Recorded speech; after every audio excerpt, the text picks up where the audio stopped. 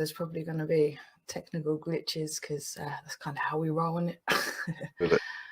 Isn't it? Yeah. All right. Okay. So, and again, this isn't shared anywhere. So we are live now, but not shared anywhere. However, it seems to get out to the right people as and when it needs to. I mean, yesterday was quite a eventful turn of events, really, after what, let's talk about this, and then 6 hours later we're talking about something completely different. But I might even go with the just until a few people come on. I might start just playing that Danny one first, and then once there's a few people on, maybe then do the thing afterwards, the promo afterwards. So will I do it that way? Yeah, cool. Good. All right, okay. Makes sense. There's a couple of people joined already. So welcome everybody. I hope everybody's keeping well. We actually worked within 2 minutes of the assigned time that we were supposed to come in. Hi, oh my goodness, thank you. Hello, UK Awake World. I totally meant to go and subscribe to your channels and I haven't done it. I've just had an awful lot going on. So I'm totally going to do that. I can't do it right now, but I'm going to, yes, huge cover up, mate. Huge cover up. I need to go and say, actually, Den, I meant to tell you about this. Sorry, are you male or I'm assuming you're female, I think. And I don't mean that with any disrespect. Obviously, we're just names and avatars at the moment.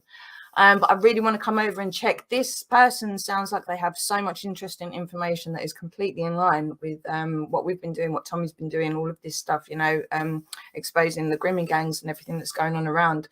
Sound like, okay, perfect. Okay, so it's a lady. But yeah, take note of this. I know it's a bit almost close for us. It sounds a bit like Wake Up UK, but it's not. It's somebody completely different. But yeah, there seems to be something that we will definitely want to look into over here. And yeah, thank you so much for coming along. You've completely reminded me that I meant to go and subscribe to you. So I will totally do that after this stream. I think what we will do is probably start off again. Now that we've got a couple of people in, I'll start with the Tommy's promo. Again, excuse all of the technical glitches and stuff. We're not pros at technology over here. We're just pros at the truth and just trying to get out what we need to get out. So it's not really about all of the frills and everything around it and the decoration over here. That's not what we're here to do. So I'm going to start with Tommy's promo again. I know most people have probably already seen it. And even this, I've had to, because I can't even get to play on Getter. I've had to actually do it through my own video that I made you yesterday or the day before. Not even sure if it was yesterday or the day before. But I have to play it that way. So do bear with me. Do bear with us when it comes to technology.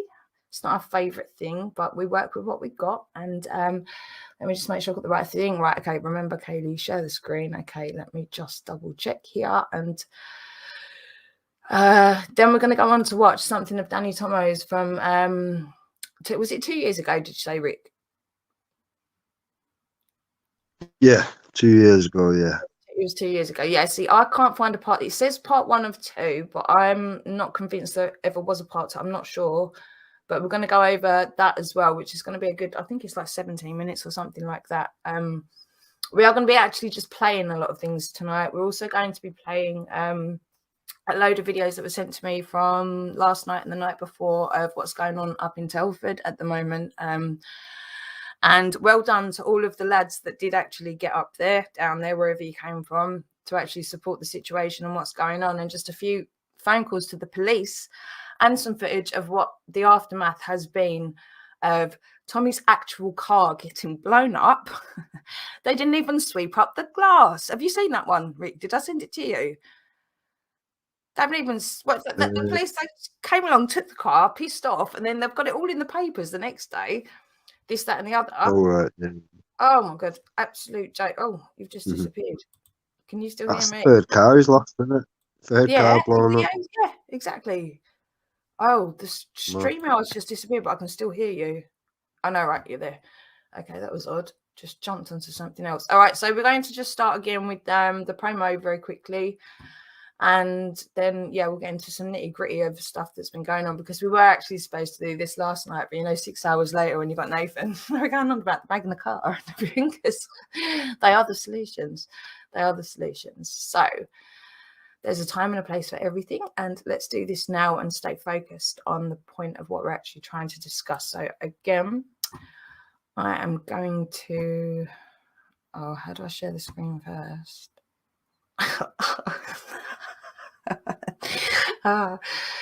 Oh my god, how do I get rid of that? Hang on, there's something on the side that I need to get rid of. I can't. All right, whatever. Okay, bear with me 2 seconds, and we're going to go for a share. And hello, Sky. How you doing, honey? I hope you're good. Try and stay away from all the nonsense that's going on all over the place, because I feel like there's a lot of people trying to draw you into some stuff, and not necessarily the best thing for you. I'm not telling you what to do, but just look after yourself and don't pay too much attention to a lot of people that are using your name for their own reasons, you know. Okay, right, where are we? So entire screen, share system, audio. I swear to God, I'm still going to be doing this in 15 years, and every single time I try and share a screen, I'm going, where am I going? What am I doing? Do this. Right. Okie doke. Okay, so is that showing the screen already? Are you there? Wait, have I lost you? Have I lost you already? Are you there? Are you muted? Can't see it. You can't see anything yet? Can't see it. No. All right. See, I've clicked share, but it's just, you know, when it's like it's done the function, but now it seems to have frozen. Okay, I can't even, can I cancel it? Right, I'm going to cancel out and try this again. It wouldn't be our show, would it, if we didn't have these glitches? That's what makes us us. Let's try that shit again then. Share screen. Share audio. Okay. Window. Yep. And we should be going to. Oh, just like, please don't dox anyone, Kaylee. Please. This is always my fear. It's always my fear that as soon as I push the button, it's going to start doxing someone. All right. Share. I'm just going for it. And every time that happens, I come up again down below and it freaks me out that someone's trying to like porn bomb me or something. But right, we're just going to play the promo. And sorry, I've had to do it through my own video because Getter's not letting me play at the minute. But there are ways around that, which I'll sort out. But I stop about the frills over here. So just going to play this again and then we'll go from there.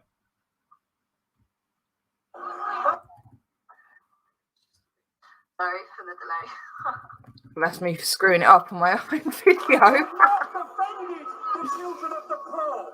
They are punishing the people who speak out in defence of the children of the poor. I'm pushing my kids daily. I think if you wasn't here, I wouldn't be here. What happened the first time? I slept with him. How old was you? I was 11. Yes, actually, I was 11. So I raped you. An independent inquiry into the sexual exploitation of children in Telford and Wrekin has been going on for well over 2 years. The police, social services and councillors are refusing to help the inquiry at all. We were supplying them with 40 years worth of information. 40 years? 40 years worth of 40 years information. children have So been failed. that the inquiry So 40 years children have been full failed. understanding. A deliberate attempt to cover up these crimes against little girls for fear of being called racist. They've known what has been going on in that town for 40 years. They would talk to me about going to meet certain people, not to tell my dad if they told me to go to that person. Who was the kingpin? Who was the main organiser? I don't want to be living this for the rest of my life. He was that hurt by it. He got out of the car and he couldn't wait for the police to come. He needed to go. Family trees, networks, how they operate, who operates with who. Just so you understand, as we go along here, we have CPS solicitors, police officers, politicians. That's the level of connections who are involved and intertwined within these gangs. There are 5 dead females at the hands of these gangs in Telford alone. I'm sorry for doing this. I mean, I have to be 100% before I make an approach. The hunters are about to become the hunt. This is a killer who's come out of his house. This is the vehicle of one of our surveillance teams. The reason why this is so important is that you get up close. So zooming cameras in the front, zooming cameras in the back. I have got to be right with Jim Bayless. Over 200 men's names were identified by your police investigation, but only 11 were charged. Why is that? Did you have anything to do with the case's captain? Okay. We have serious allegations from children who say that you were involved in the rape and prostitution of them. Mohammed, I'll ask you some questions. Rape of Britain. Saturday, 29th of January 2022, 2 p.m. in Telford. Be there. Watch live Saturday, 29th of January, only on Getter. Download Getter now from the App Store to follow my every move.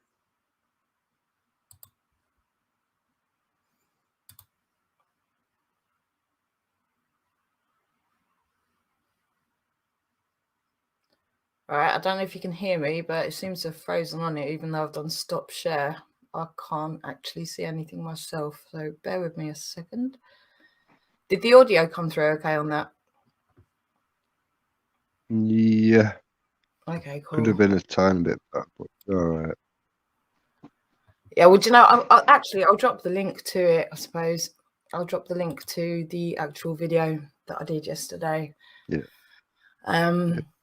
Yeah, and beyond that, I mean, like if we get time later, I'm gonna play the police part of it as well. You know, I think you watched the whole thing, didn't you? So the police corruption is one of the biggest problems that we've got, and this is some misconception that so many people have about Tommy Robinson, and I did myself for a long time.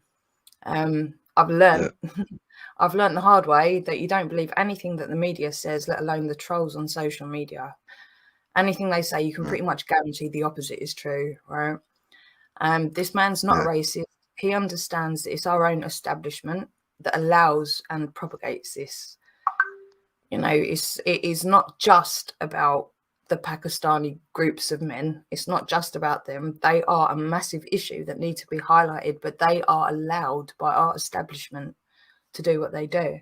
And this video that I just started playing, the one of my own, goes on to play. I mean, that's a bit long, so I'll probably link it, so anyone can go and watch it. But then beyond that, it goes into just actual genuine police files of paedophilia and all sorts of crimes that the police have been convicted for, that if you measure it up against any other trade or walk of life, it is just very much out of kilter, is it not, Rick? You know this, right? There's some serious dodgy stuff going on within our own establishment. It's sickening. It's depressing, it's frightening, but at the same time, at least we've got the tools now to be able to see these things for what they are and to be able to address it and to connect all of the dots to see what's actually happening here. It's not just about one thing. It's not just about one thing. We've got a very deep-rooted problem. And I mean, anybody watching the Prince Andrew stuff at the moment, you should really be having alarm bells ringing right now as to what's actually going on with the overlords that are controlling us. But will I go on to play the Danny Tomo one? I would, yeah. Yeah. Right. So I'm going to play that. This one runs for a good little bit, so stick with us if you're interested in what we're going on about. So there will be a lot of discussion afterwards and a few other things to talk about, but again, I have to play it this way because for some reason other things aren't working. But yeah, after this, sorry, we'll go on to what was happening up in Telford last night and a phone call to the police from a lot of the lads that are up there and even then myself as well. So I'm going to try this share thingy-majiggy again. Bear with me for 2 seconds. We all know that I'm great at this. All right, I'm getting good. Okay, entire screen. Oh, I've just figured out exactly why it's an issue. Oh, I'm getting the hang of this. No, though, I think that's right. Okay, here we are. Okay, so, right, this is Danny Tomo from, 2 years ago, was it, yeah? About 2 years ago. Then after that, we'll go to what's going on in Telford literally last night. We're going to go into the failings of the service. Oh, that don't sound too loud. It's supposed to be there to protect you and your family, yeah? But for the purposes of the camera, can you even hear that? That sounds really quiet here. Factual evidence that you have to back up everything you're about to say. Show them this file. It could be better. Show them the file. You might just have to turn your volume up, guys. I can't get it any higher because it's already. It's all right. Yeah, It's audible. All right, cool. 2019. Just turn your volume up, guys, and then turn it back down after. There was something going on with it. There was something going on in. Her mum brought me to a light of it, obviously, because I was at work in the daytime and everything else, and I worked away from home quite a lot until obviously Amy was until roughly around 2010, 2011. It became then an issue. It come to light to myself, but there was something just not quite right. From that, When you say so, when you say not right, what do you mean by that? Was it that was she changing her attitude? she was hiding away quite a lot upstairs, coming in from school and obviously going upstairs. She was coming home with different, like a new scarf. She come home with like rings, perfume, different items, and you say, "Where did you get that from?" "Oh, they're my friends. My friends gave them in school." So obviously then it became, started to monitor a little bit where she was going, who she was seeing, and it just happened to be this one day she said she was going to a friend's house, Chloe's house, and I said, "I'll drop you off because I'm going past there that day." I turned up to drop her off. She was obviously accompanying me. We drove round to the house, dropped her off. Her mum was with me at the time. We dropped her off. She was banging the door, and I went down the road, and I turned around and I come back up the road, and she was walking away from the address. So I said to her, I said, "Where are you going?" She said, "Oh, well, she's not in, so I'm going to be walking home." I said to her, I said, "Well, I'll take you home. There's no problem. You can come with us to continue where we were going that day, and then obviously she'd be going home with us." She got in the car, but there was quite a big stink. Well, the attitude and argumentative over petty things. We then continued, and she went home that night. She was hid away more so, and she would go to school as normal. And then people in the community were saying to me, "I've seen your daughter. I've seen your daughter here. I've seen your daughter there. I've seen her in trenches." School hours. In school hours. Okay, yeah. So I now question her mom, and her mom is saying, "Well, she's in school as far as she knew." So we contacted the school, and as far as the school register was concerned, she was in school. The register was saying she was there. Then, obviously, it's gone on, and she's still cutting herself off from the rest of the household, her siblings, her brother, her sister. It was nothing like that before. She was always a bubbly person, always interacting with everybody, always sat round the table with us, have a general conversation. That had changed. Something wasn't quite right. What did the school say when you got it? So when I contacted the school said she was in. As far as the register was concerned, she was in, but there has been a few occasions where she's had to be sent home because obviously ladies' problems. Yeah, of course. And she got sent home. Well, that was marked on the register. Well, she never appeared home on them days until school time of coming home, because there was something didn't seem quite right. Her mom had overheard her talking on a telephone early hours of the morning. Her mom had intervened the telephone to ask her who she's on the phone to. She said nobody. And things then, my mind started to go. So it became to the point when she disappeared. So obviously now we started to ask people, had anybody seen her? Social media, contacted the police. The police said they couldn't do nothing because she wasn't missing for 24 hours. So it became then an issue of ours, a family issue. So we're searching everywhere for her. Then somebody said to us, but she was seen at a block of flats in Donington, in Barn Close, which then I got my brother, myself, and we drove up Barn Close. I drove all around Donington at the time, and I couldn't see her nowhere. I went up to these flats, and I've looked around, and I couldn't see her. But I put across, her sister had put across the social media, had anybody seen Amy? It became then We found her. I found her. While driving around in the car, she was in a block of flats being pulled up the stairs by an Asian or Ghanaian gentleman pulling up the stairs. I then banged the door to get into the flats, pushed every buzzer, nobody had let me in. Eventually, a lady in the bottom floor flat, she let me into the flats. I went up the stairwell, looking for her, shouting her, and she was in a flat on the top floor. Banged all the doors on the top floor at the time. Nobody was answering. Then this door opened, number 49. Her mum went into the flat. She was there in hysterics. She was just crying, screaming her head off, bawling her eyes out. I entered the flat where the Ghanaian guy eventually answered the door. I recognised this person from the stairwell, still got the same hat on. I searched his flat and everything for any belongings of him and called the police. The police come.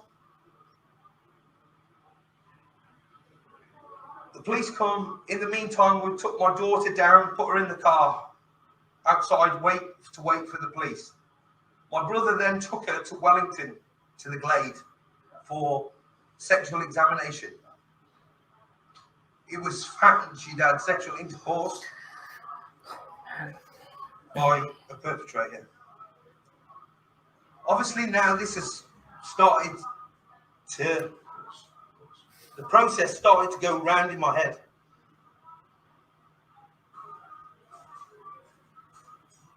From her getting eliminated, she's been sexually assaulted, she got released from Wellington Police Station, sent home. How old was she at this point? She was 12. 12, just turned 13, just coming 13. Just turned 13 in the March. She turned 13. This was in the May. She got all analysed, taken. She's gone back home. Then the police come to the house, and the police sat on our settee and called my daughter a full-blown liar. But nothing had gone on. Nothing at all had gone on with the examination. Nothing at all had gone on. She consented. At 13 years old? At 13. She consented. I know you can't consent. Consensual age of sex is 16. She was 13 years of age. He sat on a DI now and a DC sat on the settee at the home address. What's his name? DI Billy Scott, he called my daughter a liar, and DC Cindy Henry called my daughter a liar. From that, if she was that much of a liar, why was I at an abortion clinic on the 30th of September 2013, where her mum had to stand behind the screen for 4.5 hours while she has an abortion in Southall, Birmingham, to come from there back home, been to the police now start their investigations. In the meantime, you've got the child protection, you've got the Kate, you've got child services, and you've got family intervention. These people have all come into our life, into our house, and they could produce nothing. They couldn't do no more than I'm already doing as a parent. They put her on a behaviour contract which allowed her out 15 minutes a day. I have the evidence to show. And I had to then be monitoring. My job to monitor her. The police CSO got took away from the address because the CSO was taking things too serious and relaying all this information which is presented to the CSO to the police, and the police weren't acting on nothing. I had the family intervention come into my house and they walk away in 2014 and say there's nothing more we can do to help the family. This was 12 months after her abortion. Then I had social services, John Powers, turn round. He never come to the home address. So the flat that you went to, Yeah. the man that you saw, completely with your daughter being examined and them saying that she has had sexual intercourse, was that man arrested? That man was arrested and released with no charge. Why? If they've got the evidence from the from analysing it, from looking at her, knowing that she's had that, why did they do that? Because that man's DNA wasn't the DNA what was found on her. So there was more than one person. There was 2 people in the room. One person left, another person come. Your daughter was raped. You're going through all this turmoil, and for a phone call, the connection to this family call you or call someone and offer £15,000 for you to keep the baby, the fetus, to keep the baby, obviously, but it's a big help. So these are all connected. Are these all residents of Telford? Yes, they and are. Surrounding areas. Yes, they are. And how big does this family go? This family is massive. It's massive. It's massive. It goes into Birmingham. Okay, so how many of these men? We've got 1, 2, 3, 4, 5. How many? Six men. They're all from the same family. They're all from the same So family. how many more from this family have been involved in raping their daughter? There's another 9 from that From family. that family. This problem that you've experienced, your daughter's experienced, this complete scandal. Those responsible, which you'll think the reason why the police maybe didn't do what they should be doing is because they think if they did that, they'd be classed as racist. That's right. They'd be classed as racist. It's like, as soon as I spoke out in the police station with Ian Rutherford, DS Ian Rutherford, DS Rob Rondell, if I spoke out with DCI Jennifer Mattison, I was foreseen to be racist because they labelled me racist. Because I turn around and I would say, why are you allowing these Pakistani people to rape my daughter? If it was a white person, he would have been brought to justice, just like that. Because there is evidence out there. I have seen cases which have happened. People have groomed people online, and they have groomed people. White people have groomed young white girls. They have been brought to justice straight away because it is of the Asian community. It has been discarded. Try to sweep it under the carpet and think it's all going to go away because I'm classed as racist. Okay, let's just. What I want to do is I want to talk, if you can. It's probably going to be difficult for you. I want the public to understand what these men did to your daughter. So, if you can, without it being too hard, can you describe what happened? I know you want to say this. From the times of being in that flat and trying to get your daughter out of that flat, put her in that car that day, what other experiences did your daughter go through the way what happened? Well, she got taken by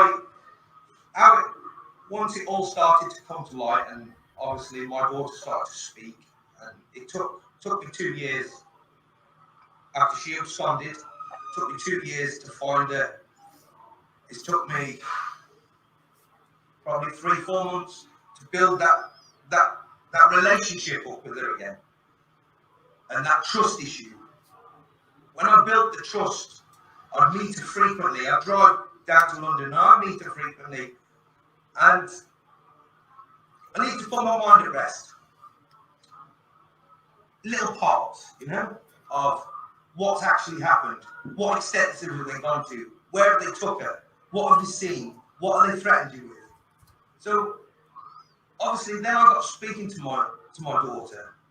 They took her to a place where there's a freezer, and there was a body in that freezer of a young girl hanging. And if she spoke out, she'd be next. But she was taken. So that's massive. So she was taken to where? She was taken to what building was it? What sort of building was it? It was an old butcher shop. An old butcher shop. And did they run this? Their relatives or they had connections to this old butcher shop, and in there was a girl hanging on a hook, froze in the freezer. She got told if she spoke out about any of this happened to her, any experience, and it got spoke out about, she'd be next. So from obviously taken to a freezer, I seen it with my own eyes. They threatened to smash my face in, what they messaged her, which I found that on a smash mobile phone, which is here. So this is the evidence that we've got. Right. So this is an evidence bag. Let's just go into this quickly. So this is an evidence bag this was a phone that belonged to who? My daughter. So this is a phone that belonged to your daughter, and this was taken by the police. Yeah. Because there was you believe or you don't believe there was information here that would. It would incriminate people, because I'd seen people on that phone pleading for mercy on their hands and knees. Not to talk. Okay. And they're sorry. So for forgiveness. For the camera, this phone is in 5 or 6 different bits. Why is this phone in 5 or 6 different bits? Well, it was given to them in fully working order. That phone was. Yeah. It became then towards the end of the investigation, and the police said they weren't going no further with nothing. So did they say they found anything on the phone? Wait a minute. So they started to ask for exhibits back. So the exhibits started to come back, no problem. They started coming. A new exhibit box here, exhibits in it. These are all different phones. These are all different phones. These are all phones? No, these were what were passed to her by perpetrators. Oh, really? Yeah, these got. So we know who you've got. So these phones were given to her. Yeah, by the rapists. So we've got 1, 2, 3, 4, 5, 6. These are individual people giving this to her, right? The same person. So there's 6 FST label. No examination carried out on the handset in the box. I started asking the questions about it. They stopped any exhibits coming back now. There's nothing come back ever since. So this box says on the side of it, no examination on this handset carried out. So that would mean that this device was never dealt with, never looked at. No. So why is it in 5 different bits? Because I believe the police have smashed it. It's corruption within the police, within the establishment. So they've made it so that this phone can't be turned on. That's it. It's damaged, yeah. And I have liability met from the police for criminal damage to a mobile phone. So you actually I've got liability met, but the West Mercia police smashed that phone. And also, can we talk about the tape, because I know it's quite important. We've got, you probably can't see it, there's a line of sellotape across here. And from my understanding with these exhibits, tell me if I'm wrong, but once a police officer will open this bag, once they close it, they have to seal it and they have to sign it. Talk about the strip. This bag, there's a dotted line along here. Right along the very dotted line, it has been slit open and it has been sellotaped back. If you get your torch for your DNA evidence, they've even left a piece of food underneath the tape of their teeth. There is fingerprints in that bag, and there's evidence there. So then they're trying to tell you that they had never opened this bag. They told me that they never tampered with it. No, but it's clear from the wrist that's there that you can see it's been opened, the sellotape on the back, and the fact it's not been signed. No. So it's complete corruption. Corruption. Oh my God. All right, that does say that it's part 1 of 2. I can't find the second part, so I'm not 100% sure. Sorry, bear with me. I'm just. Stairs coming in from. Oh my God.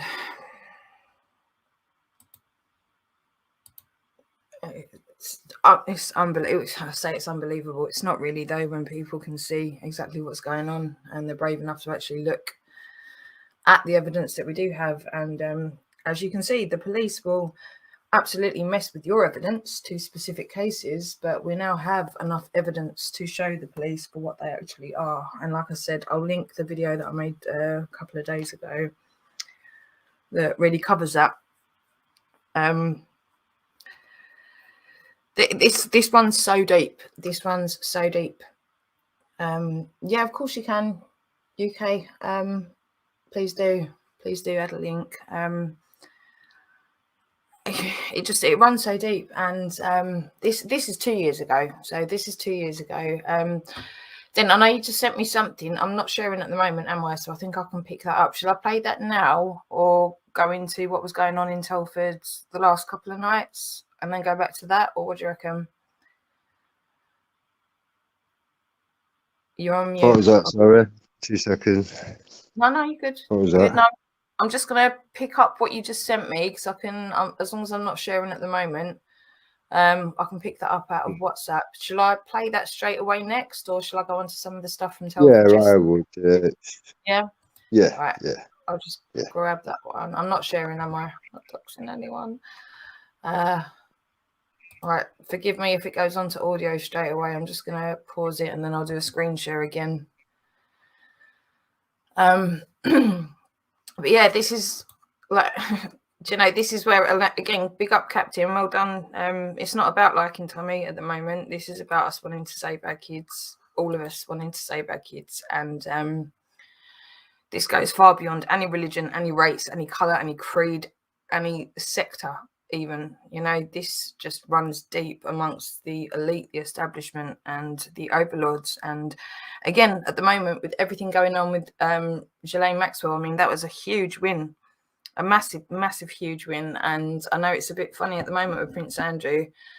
The judge has said very soon, I'll let you know very soon whether or not we're going to prosecute him. But even the fact that the evidence is all out there and we can all see exactly what's going on should be more than enough for all of us to be able to use our critical thinking. And, you know, courts are corrupt as hell, let alone the police and everything else. So we don't need a conviction necessarily to be able to determine for ourselves in the court of common perception, you know, that these people are really messed up. And we're allowing this to happen by sitting back and just watching EastEnders and not actually focusing on these things. We're in murky times. This is literally down to each and every single one of us right now to speak up, get brave, go out, talk to people, spread this information, because it's factually based. It's not conjecture and it's not hypotheses. It's not, oh, I reckon. The facts are there. The facts are there. Captain, Prince Andrew is untouchable. Forget, no, he's not, because Ghislaine was supposed to be untouchable. She's in the same circle. And again, Captain, what I'm trying to say is, are we just going to overlook the fact that Prince Charles was really buddy with Jimmy Savile? Jimmy Savile, who got knighted. I mean, you couldn't make it up. We don't need a corrupt court to tell us what's what. We need to use our heads and see what's going on. And the numbers that have been able to organise and come together over things like the Kung Flu, can't say the real thing, there is power in the people, and they only exist because of us allowing them to exist where they're at, you know. So it's an information war. World War III was never going to be guns and all the rest. It is in some places, but for us here, it's not. In the Western world, it's not. It's an information battle. You know, we need a revolution. We do, but the revolution doesn't have to be anarchy. It doesn't have to be everybody out looting. It doesn't have to be violence. It doesn't have to be any of those things. We've got absolutely lawful solutions, and we can regain control of our courts as long as the judge knows that, right, you might be corrupt, but there's 100 million people out here that are going to hold you to account for being corrupt until you straighten it out again. We've got the actual perfect system in place. This is where a lot of people think we need to completely overthrow the government. We need to completely overthrow everything that we've got. We don't. We just need to straighten it out and just get it back to where it was supposed to be, what it was there designed to do in the first place. And we can do that. We can, but it's just keeping our heads together, recognizing the actual problems that are there, and then understanding that the solutions are already in place as well. So I'm going to play this. I'm just going to, have I shared yet? I don't think I have. I'm going to play this one. And yeah, then after that, we'll get on to what's actually been going on in Telford the last couple of days. So when was this one from, Rick? This one that we're playing now? Do you know how long? Not too sure, sorry. No, Recent, you're cool. I think. Yeah. Okay. Recent, yeah. No, it looks familiar. I think I've actually seen it. So I'm just going to share the screen again.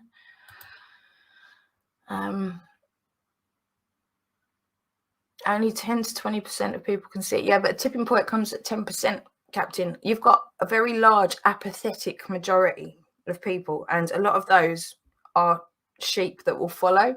So what you need is the 10% of the, for want of a better term, the alphas, the females and the males, right? They're the people that get shit done, and then the other people tend to then follow. When they see something is good and they see something's working, they will tend to follow. So we don't need to get 100% of the population behind us. All we need to do is get the 10% that are really active to do the right things, and then half the rest of them will then follow, and the other half just don't give a shit, so just watching EastEnders anyway. You know, they don't even care. So it's not like they're going to come along and say, oh, you're wrong.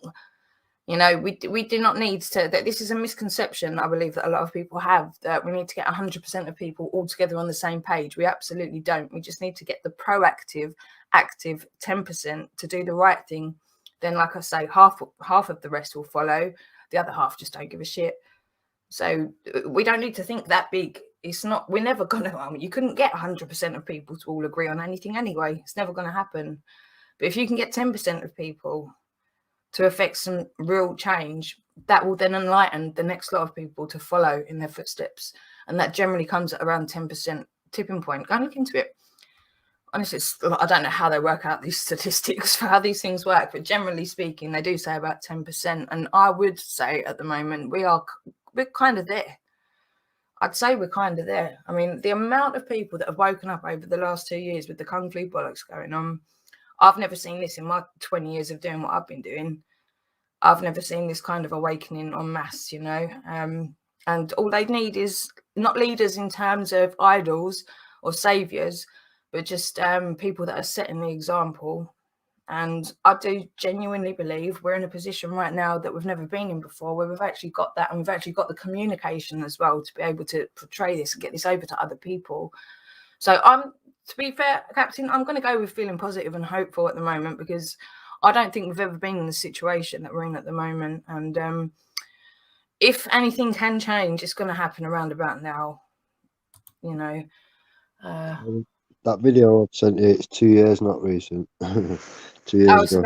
around about the same time then. Okay, cool. Yeah. All right, I think I'm on it. So again, forgive me if I share something I shouldn't, but I think oh Christ, hang on, where did that go? Oh no. Yeah, this one, yeah. Telford Grooming Gang. Can you see that? Yeah. Yep, cool. All right, again, sorry if the audio is not perfect. I can't do anything to make it any louder, so you might need to again turn your volume up slightly, but we'll just play this one. This one's about 8 minutes. So you're all aware that my involvement with Telford, that I've been involved now with the families and the charity in Telford for 7 months. I've tried to do as much as I physically can to assist Tommy in helping him to come together with information on how a documentary can expose those individuals, including the police forces and the social services that have failed miserably in Telford. Families living in fear, families having to move, families being murdered for opening up and doing the job that the police and the establishment refuse to do. About a week ago, I was made aware of a threat to a family. The threat was credible. The threat was that certain individuals, perpetrators, child rapists, child abusers, were trying to obtain the information from a father that would potentially send them to prison. The police refuse to work with this family, refuse to look at the information and the credible evidence that he has on these families, and he has driven himself mad. He has to have counselling because of this. He feels completely helpless, and it's now come to a point where the credible threat is such a threat that he believes, and so do we, and so do many others, that it is now too dangerous for him and his family to stay in Telford. I rang the police. I made them aware of these threats. The police said they were aware.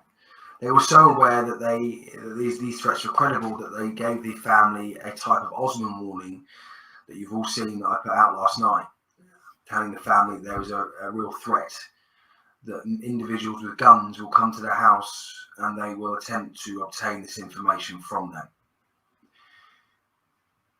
They refused to move the family. They refused to work with them. They refused to safeguard them.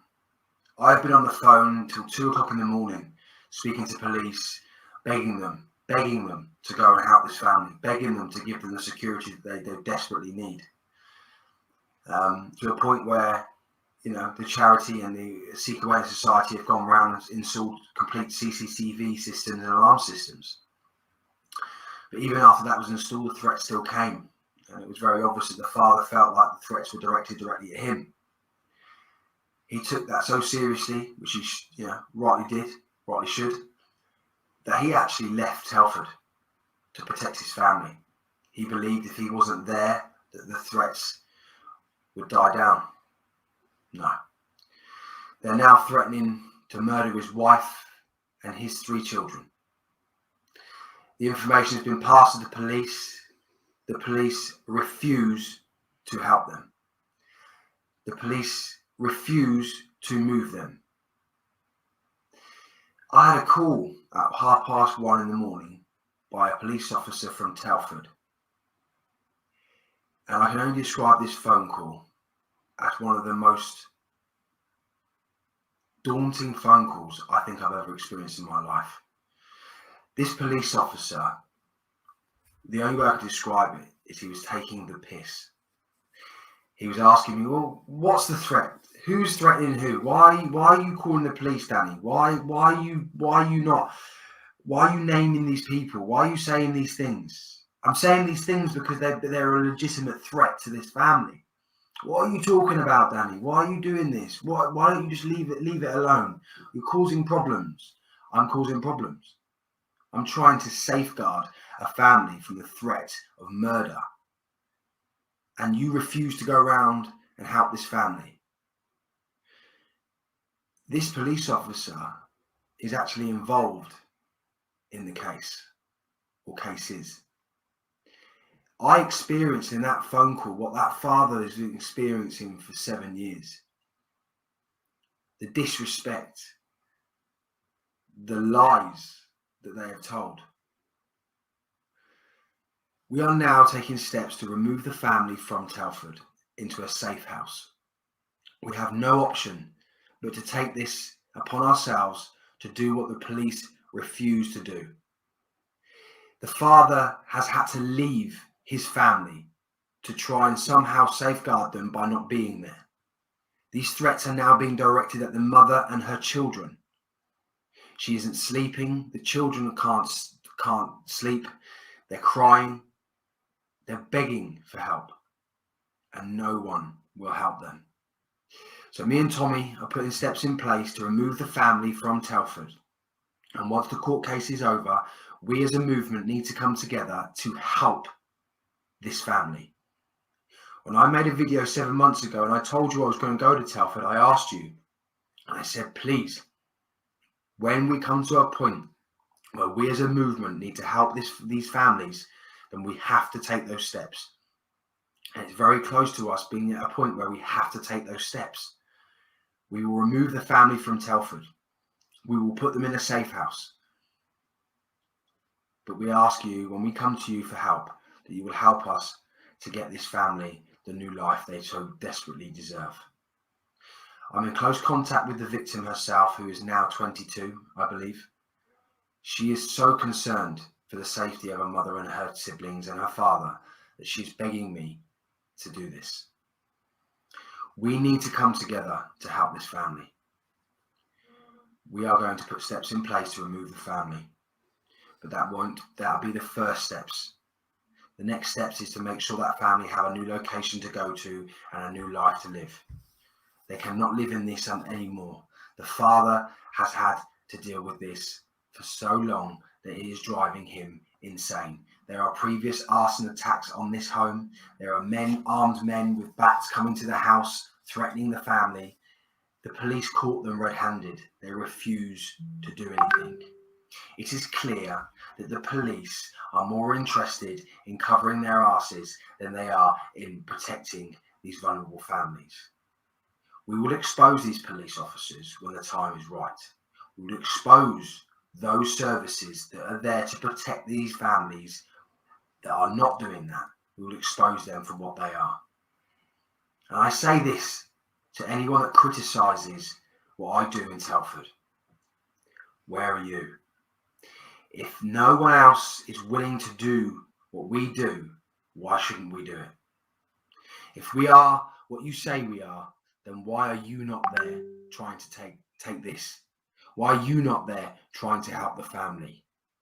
How can you criticize someone or people that are trying their hardest to make a difference for these families? I will do everything I can to help these families, and you can call me and the movement whatever you want, but it's us at the end of the day that are sitting with these families. It is us at the end of the day that are having sleepless nights contemplating what we've heard. It's us that are trying to make a difference. So I ask every single one of you, when the time comes, please help us give this family a new life. Thank you.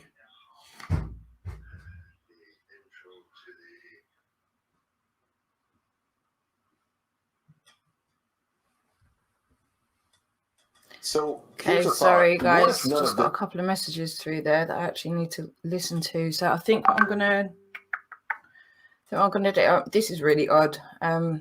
Nathan Kirkland, for some reason, I'm assuming you haven't, Rick, blocked him, because I certainly haven't, and I think it's only you and me that are actually mods on this channel.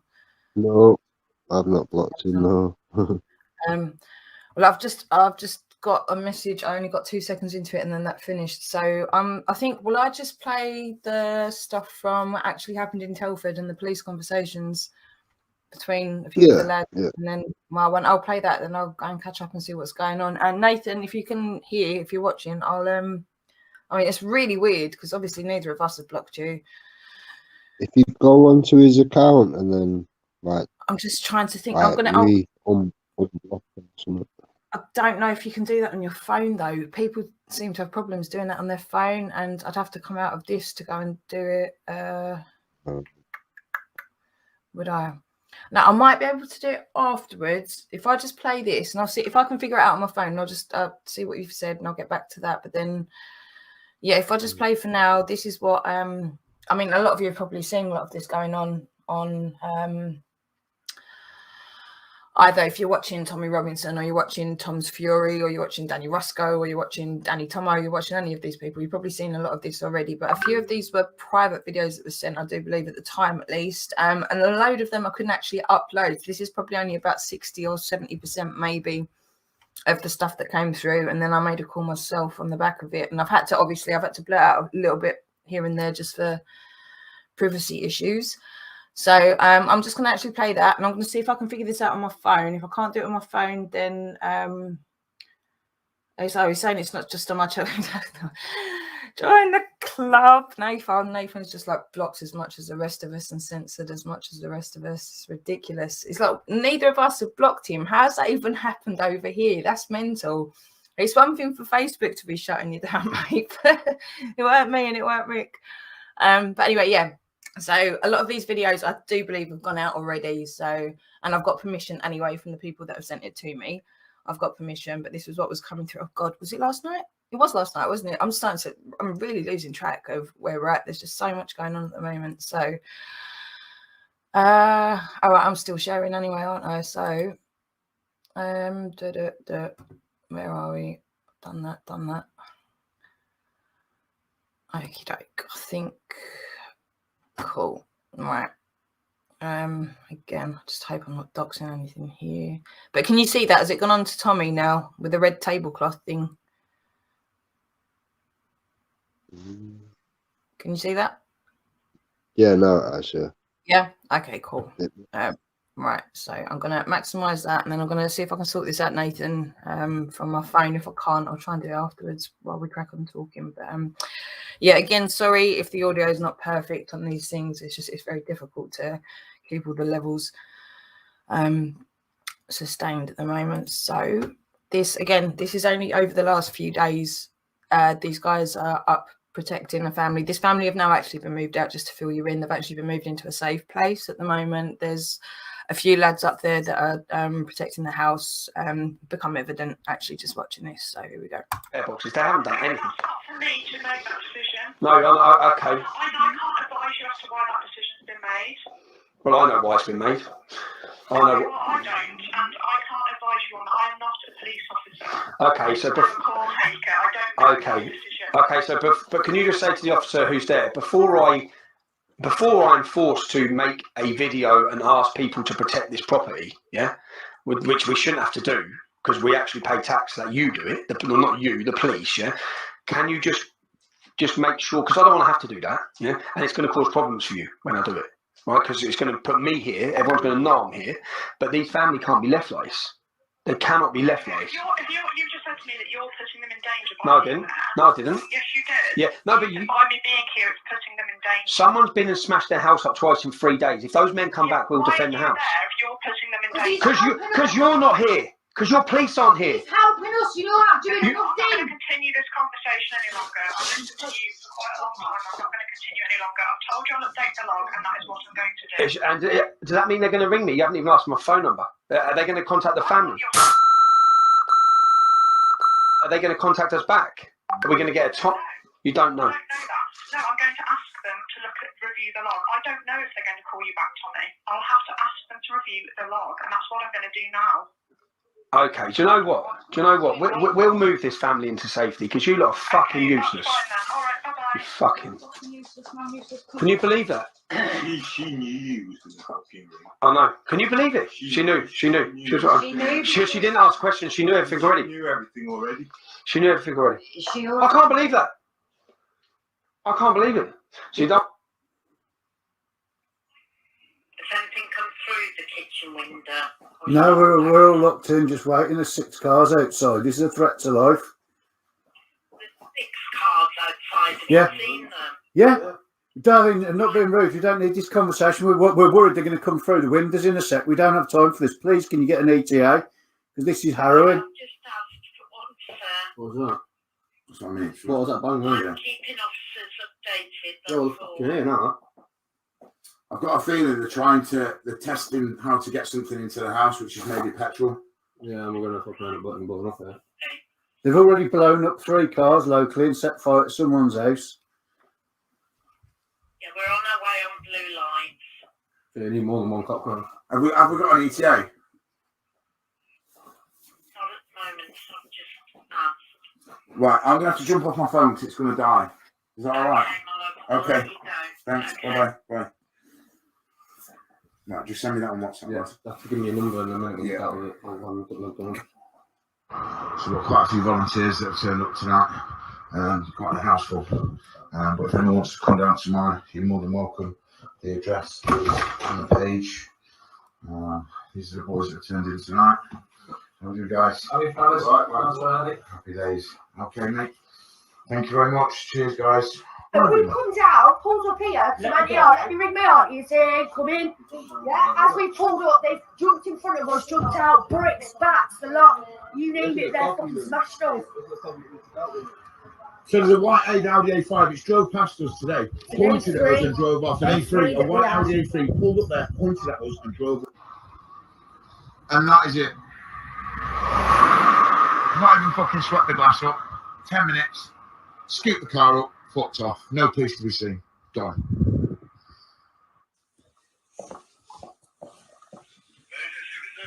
Hello, can I have the police, please?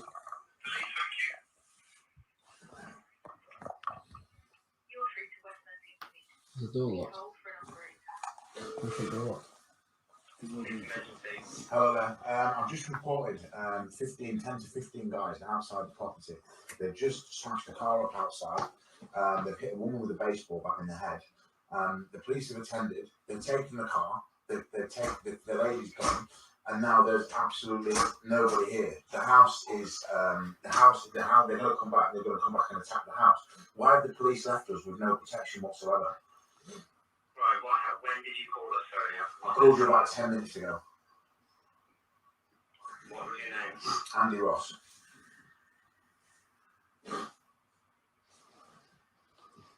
What was your address? 30. That's the way. That's the way. Where are? Cheltenham Court. Cheltenham Court. Cheltenham. It's because them ones are fucking lost in there. It's fucking lost. I've got letters here, brother. Letters here. Cheltenham Court. It is number 30, Cheltenham Court. It was on ring. Postcode Tango Foxtrot 16 Uniform X-ray. Right, I just want to know why we've been completely left. This house is a target. We know it's a target. The police keep calling every 2 or 3 hours to see if everything's all right. But we called the police when the house was under attack, and it took over 20 minutes for them to come. And they ended up smashing a car up outside with a couple who were just walking their dog. Yeah. Well, officers are still dealing with the incident. They might not be in the area, but they're still dealing with it. Right, but why is nobody left at the property? Like, is this being done on purpose? So we're attacked? No, it's not. I wish we had enough officers to just stay at the property. But they are dealing with the incident. Couldn't you leave an empty car, an empty van, a car with a camera in, anything, any sort of protection whatsoever? It's not my decision. I'll have to pass it on to the person who would make that decision. Can you put me through to somebody that I can speak to, reference this, because I don't feel safe? No, I can't put you through to anyone, but I can pass on details to the inspector of the Telford tonight. Who is that, please? Who's who, sorry? The Who's, inspector? yeah. 1 second.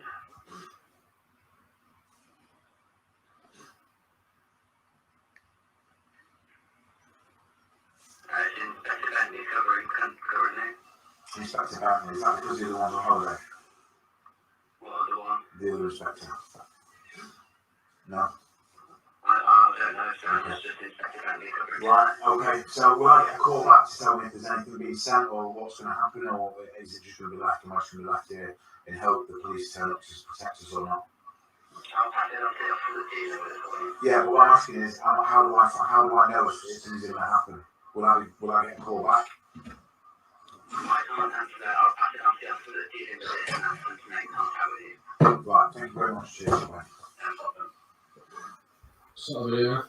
Yes. So people have been damaging property, yeah? Not mine specifically, but yeah, they have. So there's been damage to property and cars, yeah? Yeah, property and cars. Yeah, windows smashed in, lights taken out, cars blown up. Yep. What's the problem tonight? Tonight, I think they were trying to get some petrol through the windows, but there's been at least one car blown up this evening, and a couple of others in the past few days, I believe. Okay, where's this happened? Telford. The car fire this evening? Yeah, bear with me and I can get you the exact location, the exact address. There's a few gentlemen down there at the moment actually trying to just protect the property itself, which is why we're calling the police again, because obviously the police should be taking care of this. Bear with me 2 seconds, I can give you the exact address. It is 30 Cheltenham Court, Montgomery. I'm not sure how to pronounce that. Montgomery, yeah. Yeah, sorry. What's your name? My name's Kaylee. And your surname, Kaylee? It's Einav, E-I-N-A-V. E-I-N-A-R-D? No, so E for Echo, I for Indigo, N for November, A for Alpha, and V for Victor. Oh, sorry. That's fine. And your date of birth? And your address? And who are they? There's actually a group of different people that have gone up to protect this particular property. How do you know what's going on up there then? I've got video footage of what's going on. Okay, but how have you got that? Via people that I know. Okay, and so you've got friends in the area, have you?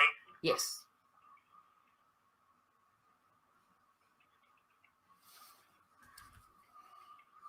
your friends not phoned the police themselves? Yeah, they have, and I mean, you couldn't make it up. One of their cars was done over completely. They haven't even cleaned up the glass. I've got the video footage of this. They've not even cleaned up the glass. They're an absolute threat.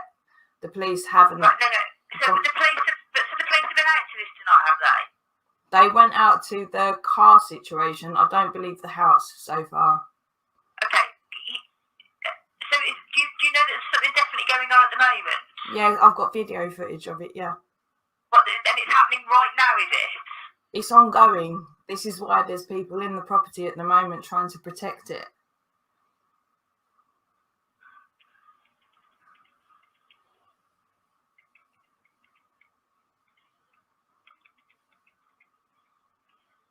Have you got contact with somebody up there that we can make contact with directly? Because we could do is speak to somebody at the scene, you see, to find out exactly what's going on, because we have to risk assess everything. And we can't risk assess from somebody in Suffolk that's watching something on a video.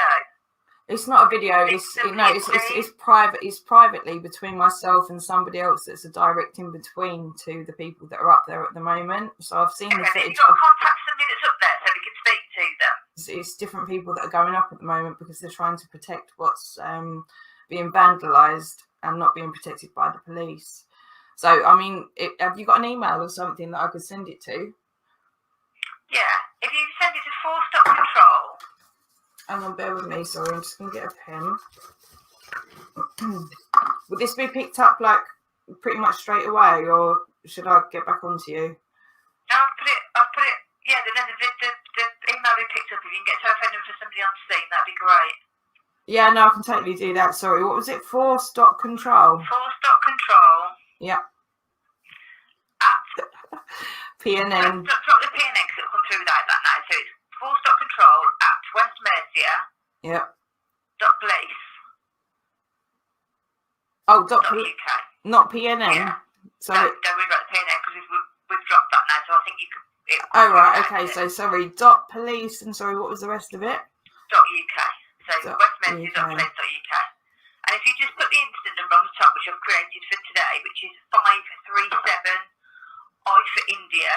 Yep. Okay, and just put the telephone number for somebody actually at scene is, and then we'll be able to contact them. All right. Okay, perfect. And that'll be picked up straight away if I send that through, yeah? Yeah. All right, perfect. All right, lovely. Thank you. Thanks so much for your help. Bye-bye. Cheers, bye-bye.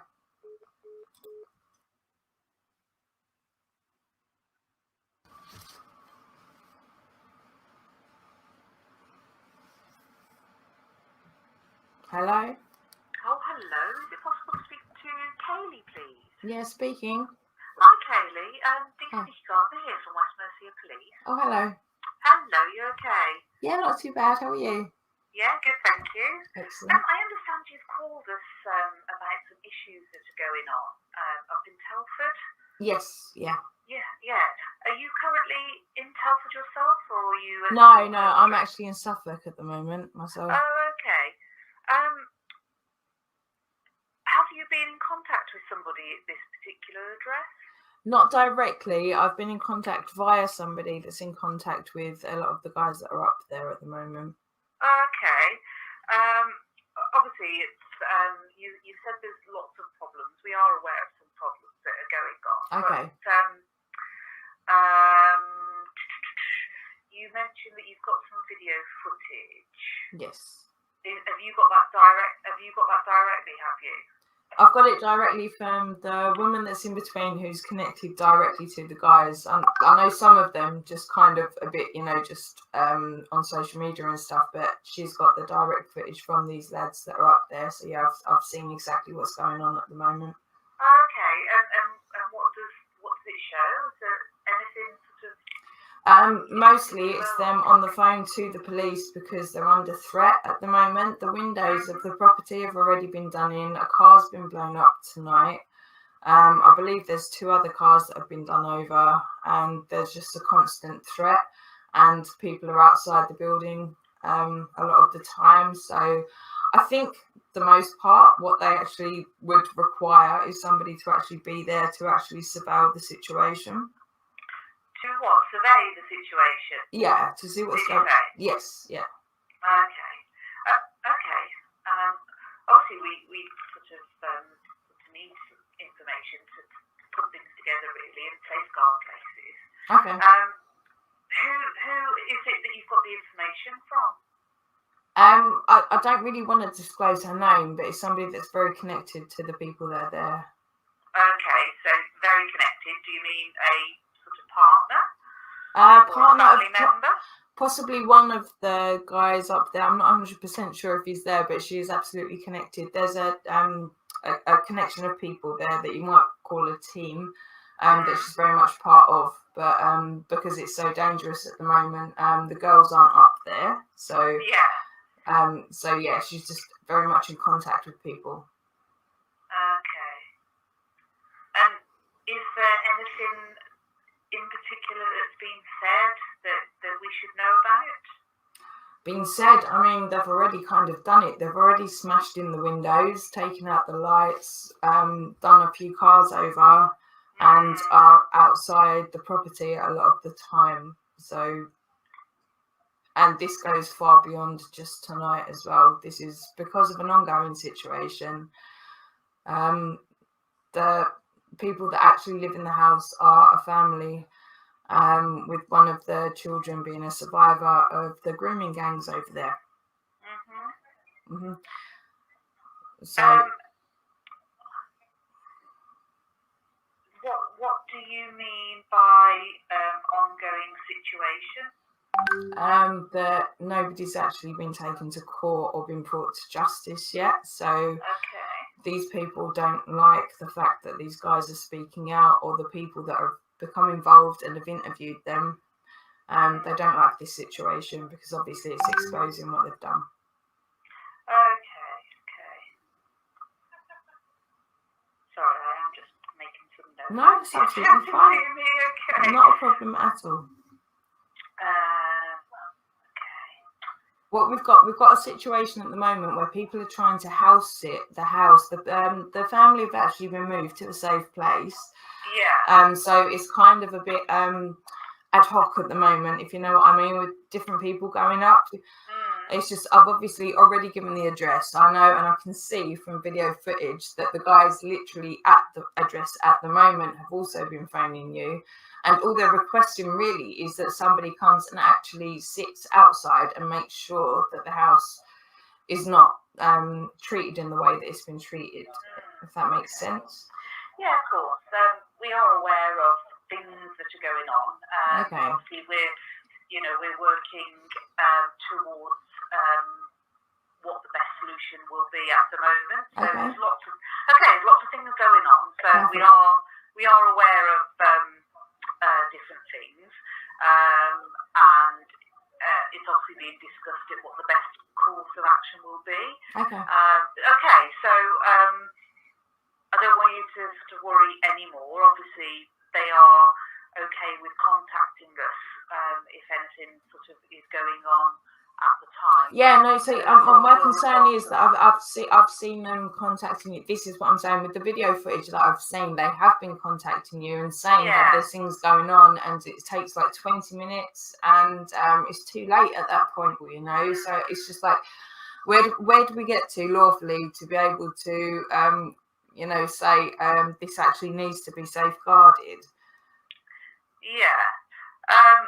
Well, I mean, I know that they are sitting the house as such, and if the occupants aren't there, maybe it is best if they leave the property. If they leave the property will get done over, and all of their belongings are in the property. Their entire life is literally there in boxes waiting to go. They're waiting for the council to rehome them to keep them safe.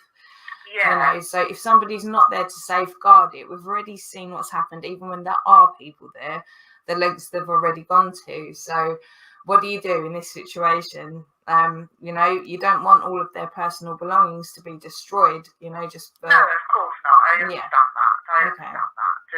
And I'm also aware that housing have been spoken to as well. So that process is sort of in place as well. But of course, the time of year and places are yes, we understand that. That's kind of why the people are up there at the moment. Okay. Any idea how many people are sort of up there at the moment? I think it might be in the region of 10, but I couldn't tell you for sure, so don't take that for gold. I'm not sure. It's just it's people literally that have taken their time out of their day and their holiday season. They're only doing it off their own back for the goodness of trying to look after this family, you know. So nobody's got any ill intent or anything like that. There's no violence or anything. It's just more to protect the family's things. Okay. And in relation to the family, I know you mentioned a survivor, but are any of the people that are there at the moment, are they related to this family at all, do you know? I couldn't even tell you for 100% sure. I'm not even completely sure. Okay, no worries. Okay. Have you got anything else to ask whilst I'm on the phone? No, it's just more of the case that I do believe there'll be some sort of a film coming out that's going to kind of, you know, show what's gone on in it, not now, but what's gone on previously with the family. So for the police's sake, I'd just say that obviously you're supposed to be public servants, you're supposed to be protecting the peace, you're supposed to be looking after all of us, you know. If there's a family that are in this kind of a situation, they obviously need to be taken care of. And for your own sakes, and I mean this with no malice whatsoever, I just think that anything that can be done to look after this family, to make sure that they are safe, and to have them be able to transition to a new place that's going to be safe for them, it would look good on yourselves to be able to actually try and you know, try and help that happen, because obviously they're in a bad place at the moment, and the only reason there's a load of guys down there right now is because the police haven't done their job, and I don't mean that horribly. These people need to be protected, and they haven't been. Okay, I've noted down what you've said. Obviously, we have got people looking into the situation, what's going on. So, and obviously, if there's any information that we need to know that can help both sides, then, you know, by all means, give us a call back. Okay, of course I will. Yeah. Perfect. Okay. All right. Thank you. Sorry, can I just take your name or your caller number? Sorry. Yeah, DC Gardner. Gardner, like spelt like an actual gardener. Without the E in the middle. Gardner. All right, perfect. All right, lovely. All right, wonderful. All right, thank you so much for your help. I really appreciate it. All right, you take care. No problem. Okay. Thank you. Take care. Bye-bye. Bye.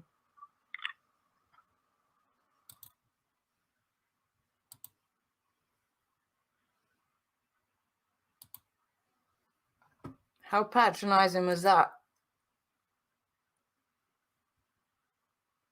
You there, Rick? Mr. Rick? Are you there?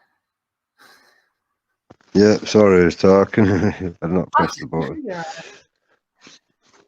Talk about fishing, right? When do the police ever get fucking back to me for anything? They were back to me in like 5 minutes. Can you hear me now? Yeah. Yeah. I can hear. Just... Yeah, it's crazy, isn't it? I mean,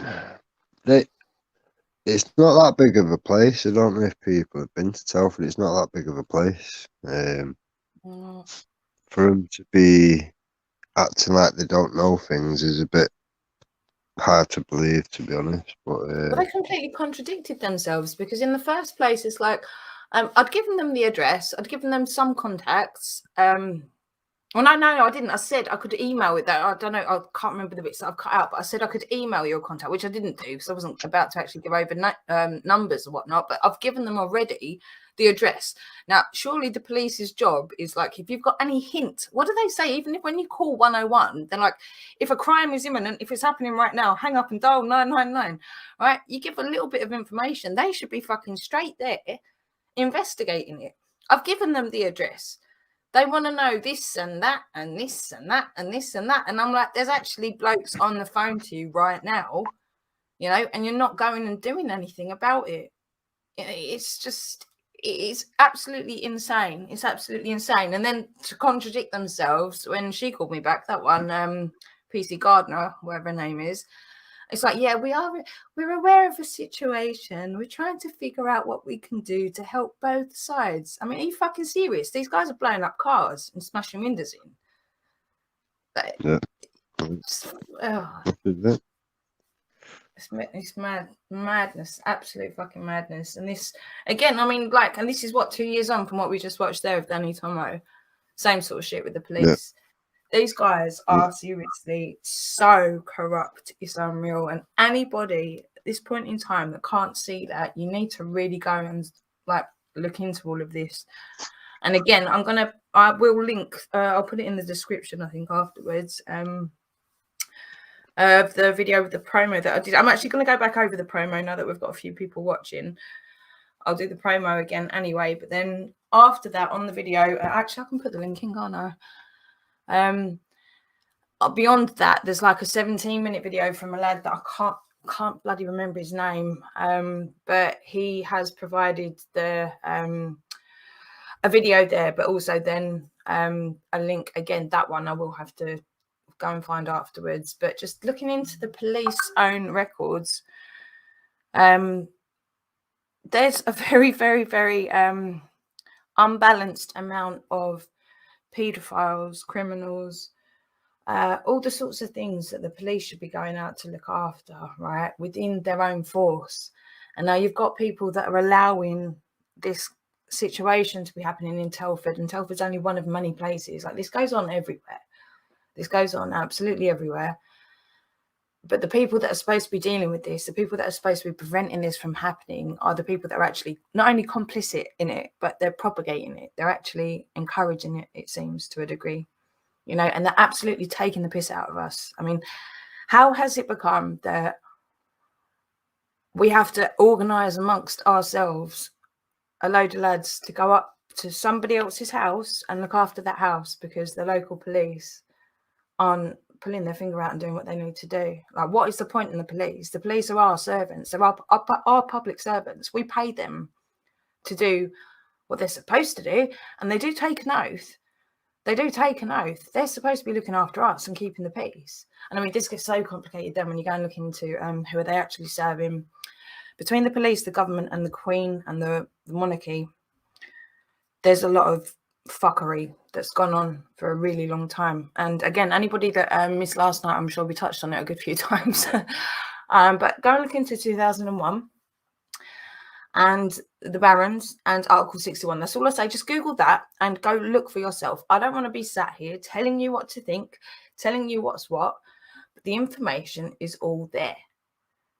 The information is all there. And again, I truly believe that all of this Kung Flu madness that's going on is totally trying to cover up. A lot of these things are now actually falling apart and getting exposed. But again, like, we're not here to tell you what to think or what to do. It's just the information is there. There is no excuse. There's no point in sitting around watching EastEnders for the next lockdown. You know, learn something, do something. Freedom of information requests are so simple to do. Collate some evidence, get some stuff going on. Everyone can do a little bit. I'm going to play that again. Hang on.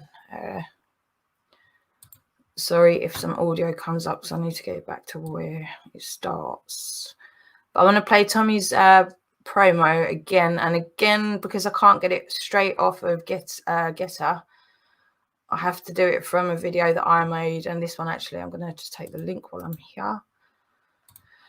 And I will link this in to the actual full video of what I made yesterday, day before, I can't remember, it's all a blur.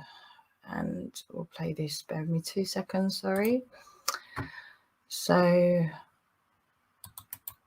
right, this is the actual full video, and in that is the link to the actual police files that are mentioned further on in the video, which I don't think I'll waste your time with now. Unless, do you think it's relevant to do, Rick? Is it worth it? That's like 17 minutes, that bit. I'll do the promo first, but like, people, you can just go and look at that yourself, I reckon. Yeah. Yeah. All right. So, right, I'm going to just play this one again now. Just Tommy's promo again, 29th in Telford. Whether you love or hate the man, this is protecting the children. It's calling the police out for what they should be doing and what they're not doing.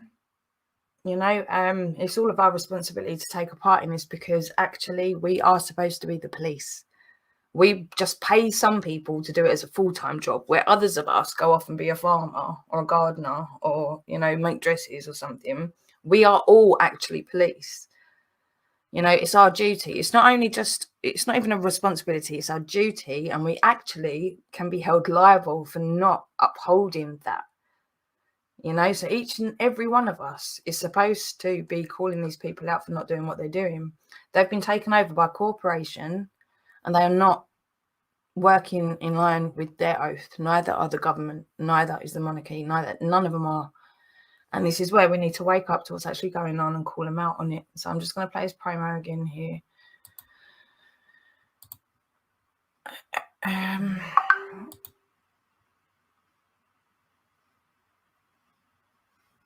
on. 2 seconds.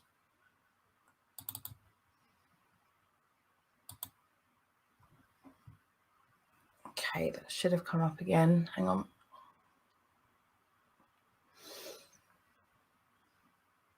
Where am I?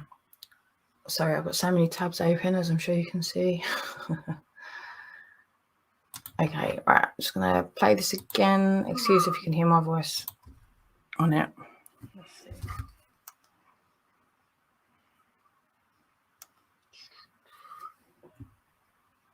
So it's a bit jumpy at the start there.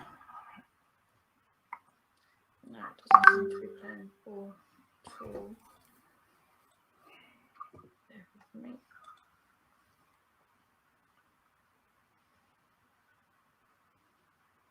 I really need to do something about this. My computer's just struggling. It's been abused. Alright, let's try again.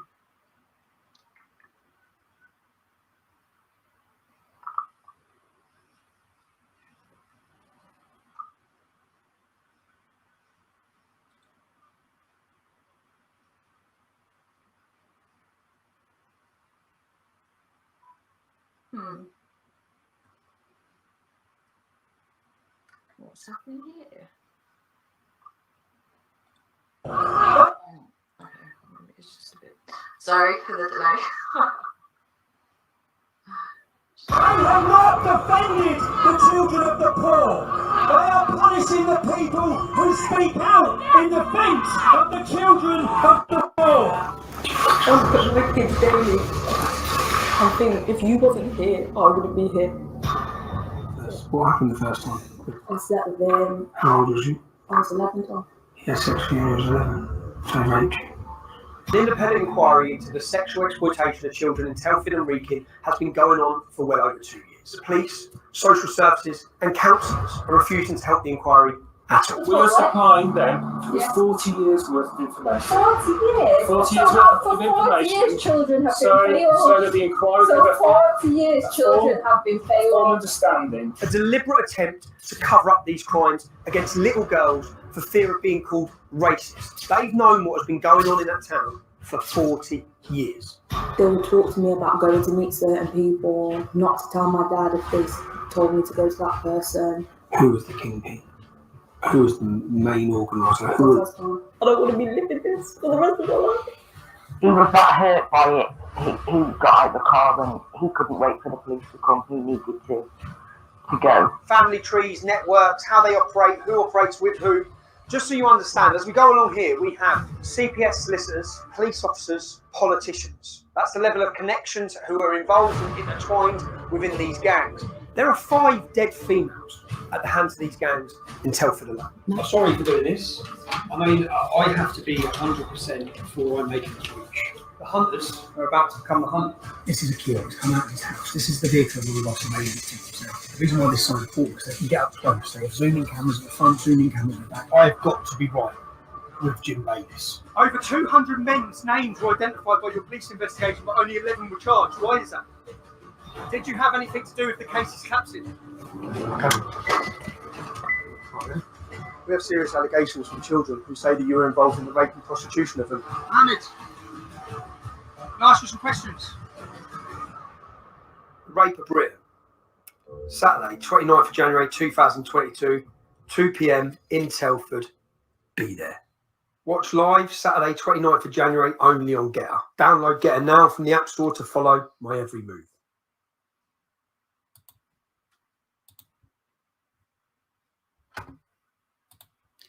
Okay, again, so that's the event happening in Telford. I can't listen to that just yet. On the 29th, if you can get up there, down there, wherever you're starting from, please do. Again, this isn't just about Tommy Robinson. It's not about whether you like the man or don't like the man or agree with everything that he's ever done. It's more a case of let's expose actually what's going on at the moment and make some noise about it and protect our children. And what I will say on the back of the rest of that video, which I've shared the link to, I've only been able to cross-reference some of those myself. From what I can see, it's completely legit, but obviously this hasn't come from me. It's not something I've done myself.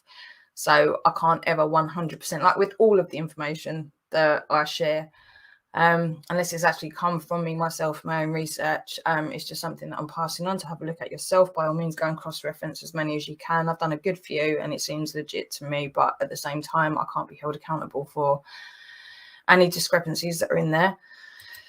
But on that note, what else, Rick? You still about? Yeah, I mean, I'd say even if you're not a fan of Tommy, and you've disagreed with anything he's said and done, maybe come and watch anyway and make your own mind up. I mean, you've got to bear in mind, it's not important who's ringing out the alarm. It shouldn't matter. People have gone straight to attacking the character of the person rather than dealing with what's being said. I understand because it's very awkward discussion to have. Rape of children is not a discussion anyone wants to have, but when people don't have it and ignore it for 10 years, 20 years, 30 years, the problem will just get worse and worse and worse. Now, if it comes to the end of the month and Tommy exposes police, Kafkas, any of these, all these things put in place to protect children and whatever, then there should be a public outrage. I remember years ago,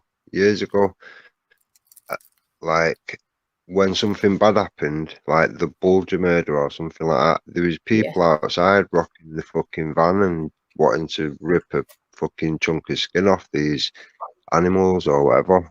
That public outrage seems to have disappeared. You see why I say about this is a very, very convenient situation we've got going on with something as massive as the Kung Flu. And I'm not saying that it's necessarily put in place, but what it has done is it's throwing people off the mark so much of what's actually, this should be the biggest news ever.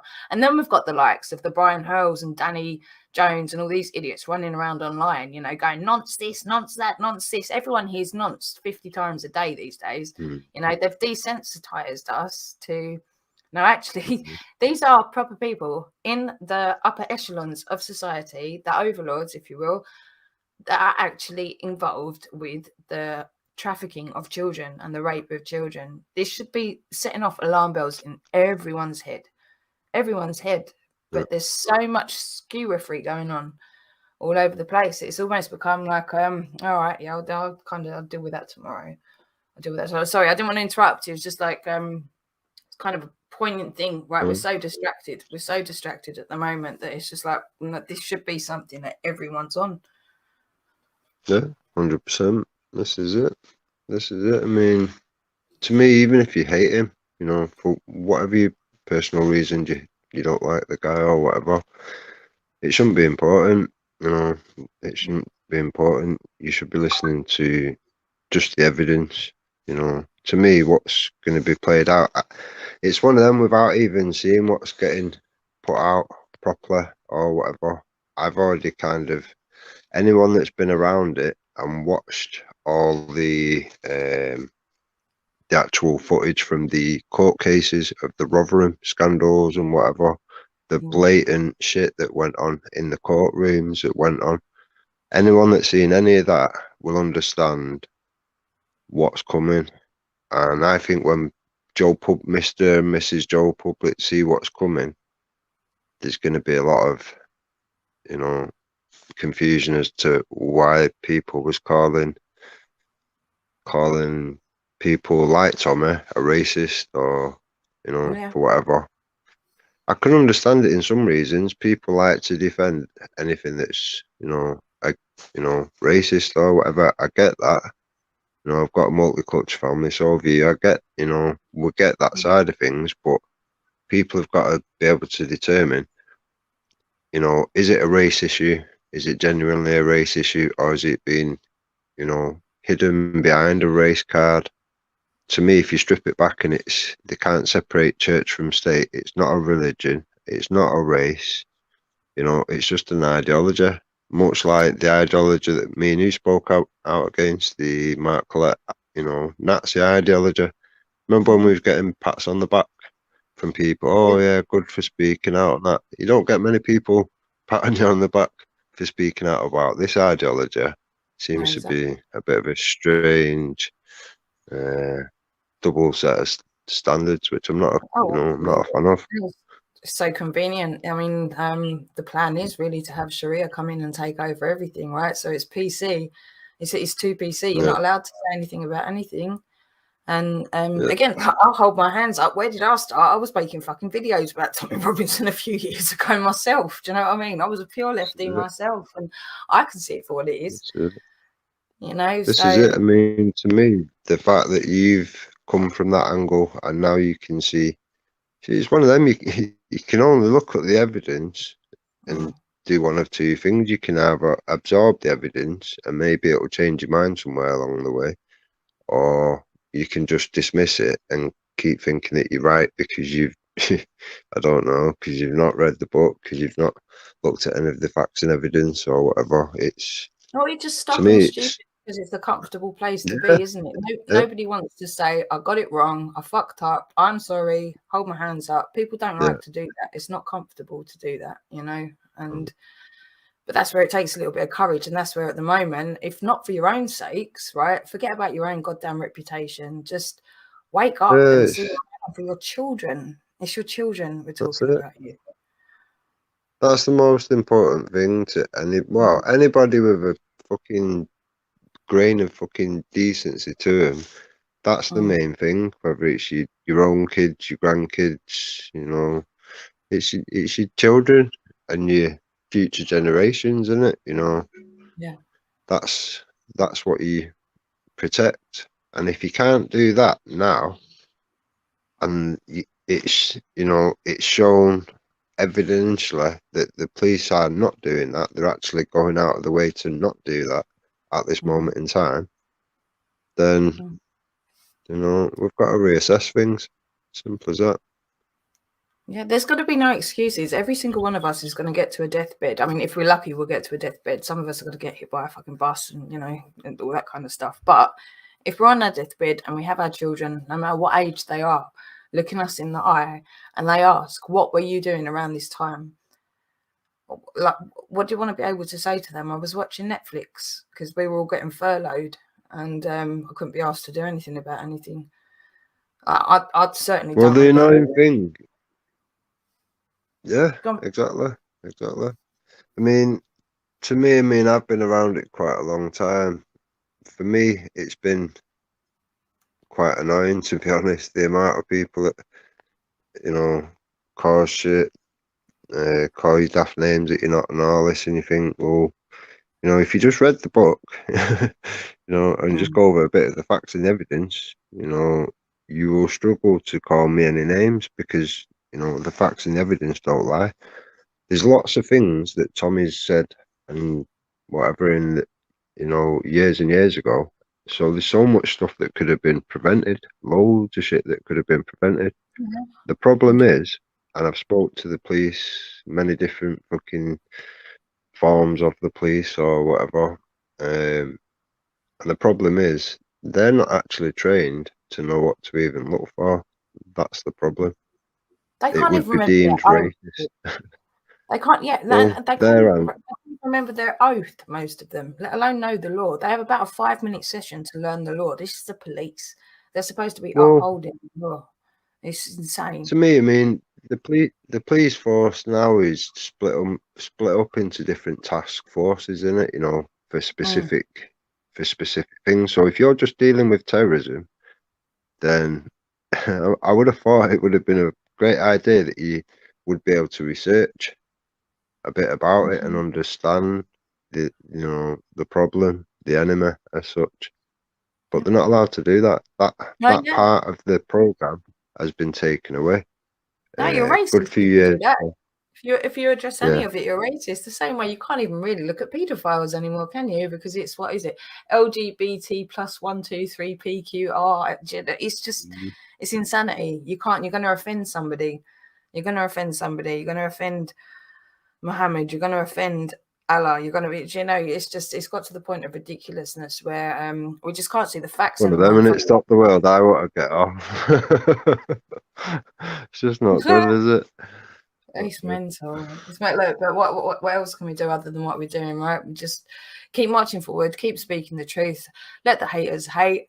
Let's hope Danny Jones turns up to fucking Telford, because that'll be bloody epic. I'm so looking forward to that if he does. To me, it comes down to like, say 10 years ago, people would literally just whatever they seen, they would think, oh, racist, this, that, and the other, blah, blah, blah. 5 years ago, not so much. As time goes by, people have seen that much stuff. They think, well, these rape gangs that keep popping up, they do all seem to look like the same kind of people, blah, blah, blah. It's got to a situation now when they hear rape gang, everybody knows. You don't even have to put pictures and names up and all that. Everybody fucking knows. It's not a fucking bunch of people at a church. It's not a bunch of people at a fucking Hindu temple or anything else. It's always a Muslim rape gang. Everybody knows this. It's now public knowledge. Yeah. But to me, it's always been a case of, that's why I've not really been pumping that much stuff out for the last couple of years. It took me information elsewhere and gone to the black community a couple of years back and shown them, there's a few black people that think Islam's this, that, and the other. Here's something that maybe you've not seen, delve into this, take what you want from this, blah, blah, blah. And then you've seen all that kind of stuff unfold on Speaker's Corner. That was the only fight that was going on in that place for the black community. Islam wanted the black community to stand with him. I think there's been quite a lot of resistance. Massive respect to Sarah Garvey. Massive respect to Titans TV. There's some really good people over there, and they've put out the facts. They've took on the death threats. They've had all the death threats. I think I've put a few videos out in the past or whatever to cover it all. But this is what comes when you fight the problem out. That's what comes. Your religion of peace, which it's funnily named, isn't very peaceful when it comes to push comes to shove. As soon as you point out, the creepy little rape. Well, this is it. To me, in any situation, you pointing out child rapist should never be something where you get attacked. But apparently, this is okay in a certain community, and when you've got to me, that's always been the worry of it. You think, well, how can it continue on? If I know paedophile hunters that are going out and they're catching 3 a day, every day, and they've been for as long as I can care to remember, how are the police not catching them all? When people like that one you just played, and they took all that information to them and everything, how are they not dealing with it? Why would they rather say, oh, well, we think the dad's racist? What for pointing out that it seems to be a Pakistani grooming gang that have raped his child, what do you want them to do? Make it up and say, oh, there was Mexican or Chinese or something. This is it, yeah. Do you know, you can only say what you can see, can't you? The truth is the truth. You know, if that makes it sound racist, then you need to maybe look at why you might think that. You know, is it a race issue that you think it is a race issue? Is it like that elsewhere? Have you got this same problem fucking 82 towns and cities as well? Yeah, they have that, and they know they have. This is what I mean. This is what coming from Telford. Everyone's got to realise that's the smallest amount of numbers that you can be given. Everywhere else is more saturated with Muslim communities popping up here, there and everywhere, and anyone that's not aware of things of what happens when the Muslim becomes more so than the minority. Have a look at the Gavin Mossbuster. Have a look at some of his videos and whatever. You'll see the prices of your property, because you do get people that are just, oh, I'm not really asked about the kids, but they'll be asked when the price of the property fucking falls through the floor, and it was worth 250 grand, and now they're struggling to get 120 because it's full of. My auntie lives in Rochdale. Anyone that's watched the Three Girls Rochdale thing will know what I'm talking about. That is just known as for grooming. That's all it is now. It's out of control down there. Totally out of control down there. They literally do what they do, unchallenged. So these things are going on everywhere. If people think it's not happening near them, it is. You're just not looking hard enough. And if it's genuinely not, then it is going to come to you regardless. So it's one of them. We need to deal with the problem. We have got lawful solutions. Quite easy to adapt lawful solutions. People need to want them lawful solutions. The only way we're going to get to that is if people realise we do have a problem. That point, the only way you can deal with a problem is discuss openly and honest the problem, you know, to get to a solution. If it's one of them, if we don't get to a lawful solution, where's it going to end? Well, this is it. People are not going to sit by for. Do you know what I mean? Yeah, well, The people that I've been speaking to and whatever, over the last few days with all this, I don't think it's going to end well, to be honest. I think the police are going to need to be held to account one way or the other. So I don't know. We'll see what goes on at the end of the month, I guess. Yeah, more citizens But arrest. anybody that's around the situation, do you know what I mean? Whether you like Tommy, you don't like Tommy, you should be there. Hear the facts for yourself. Look at the people that are implicated and decide, are you happy about that? Because if it's like that there, it's like that everywhere. It's like that near you. Simple as that. Exactly. Again, this is what's the famous poem? They first came for the socialists. I wasn't a socialist. Then they came for this one. Then they came for that one. And then there was nobody else. Like, just to surmise it, there was nobody then there to look after me. And that's even just talking about yourself. But your kids, at some point, you're probably going to die, and your children are going to be left facing this. You know, so the best thing that we can teach them is to be able to cross these barriers, talk about it, like Rick says there, you know, have these awkward conversations, do it respectfully, and figure out what the problems are and just face them. Don't argue about them, just face them. Like, there are so many problems, but there's also so many solutions. You know, so, I mean, look, at the end of the day, Rick, whether this goes well or not, at least some of us know that we've been not fighting the fight even, but we've just been standing in the truth and trying to figure it out and, you know, just face it head on. And it's all we can do, you know, even if we are all screwed, even if everything is going to go to shit, at least you and I and a lot of other people are going to be able to look our kids in the face and say, I'm so sorry this happened, but I did everything I could do. You know, which is it's sad, but we are where we are, to use your term. We are where we are. Like, we can't change what's going on. And again, the last couple of years has been a bit of a blur, really, of all of this Kung Flu madness. But this, for me, I feel has been a pinnacle, a turning point for a lot of people to actually reassess the reality around us. And if we've got any hope in hell, I'd say it's around now.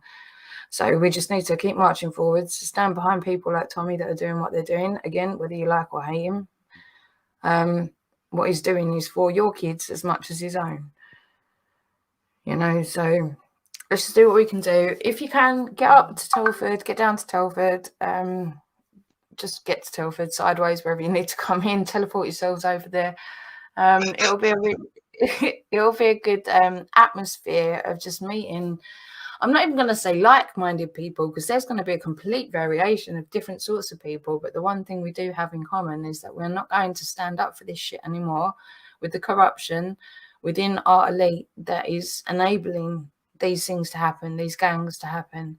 You know, our children should be the most precious thing and the only thing that we're really thinking about. Anyone that is still watching football, watching Netflix, watching this, that and the other, I mean, that's fine to do as a sideline thing, but if you're doing that solely and you're not actually addressing these issues, then you need to stop and think about what your priorities are, because one day your kids are going to ask, Nathan, I'm so sorry. So he's just sent me like 3 messages. I can't get in. I don't know what's going on. Don't know. Do you know what though? To be fair, sorry, to be fair, at most of these Tom events and whatever, you'll always get a certain percentage turn up that are not sure and have heard this and have heard that. And they'll, you know, most people will come away with a changed opinion. You know, they're only changing their opinion off evidence that you've seen. I think the evidence that's coming is going to be so damning. Most people are going to change their mind. Just let it happen. There's no point fighting it. We need to fucking fight the problem. You know, the biggest, to me, the biggest fucking step to dealing with a problem is acknowledging we've got a problem. You know, you can't look at the evidence and go, right, you know, there's still no problem. I think the evidence that's going to come out is going to be worse than I've seen already, and it's going to be a hard watch for some people, I think. But it's vital that you understand the depths that this goes. This is not just a couple of people, paedophiles, put together to rape children. This goes very, very, very deep. And we need to be able to deal with that as a nation. Simple as that. To be honest, Rick, as well, I think in a way, when people see this and they see the level that Tommy's gone beyond, right, to look into the actual corruption within our own elite, within our own establishment, I think for a lot of people that will wash away the racist thing, you know, because they'll be able to see he's not actually just been about, yes, okay, on the floor, on the ground, yeah, we've got the Pakistani grooming gangs, but then what enables that is not necessarily to do with Muslim or Islam, you know.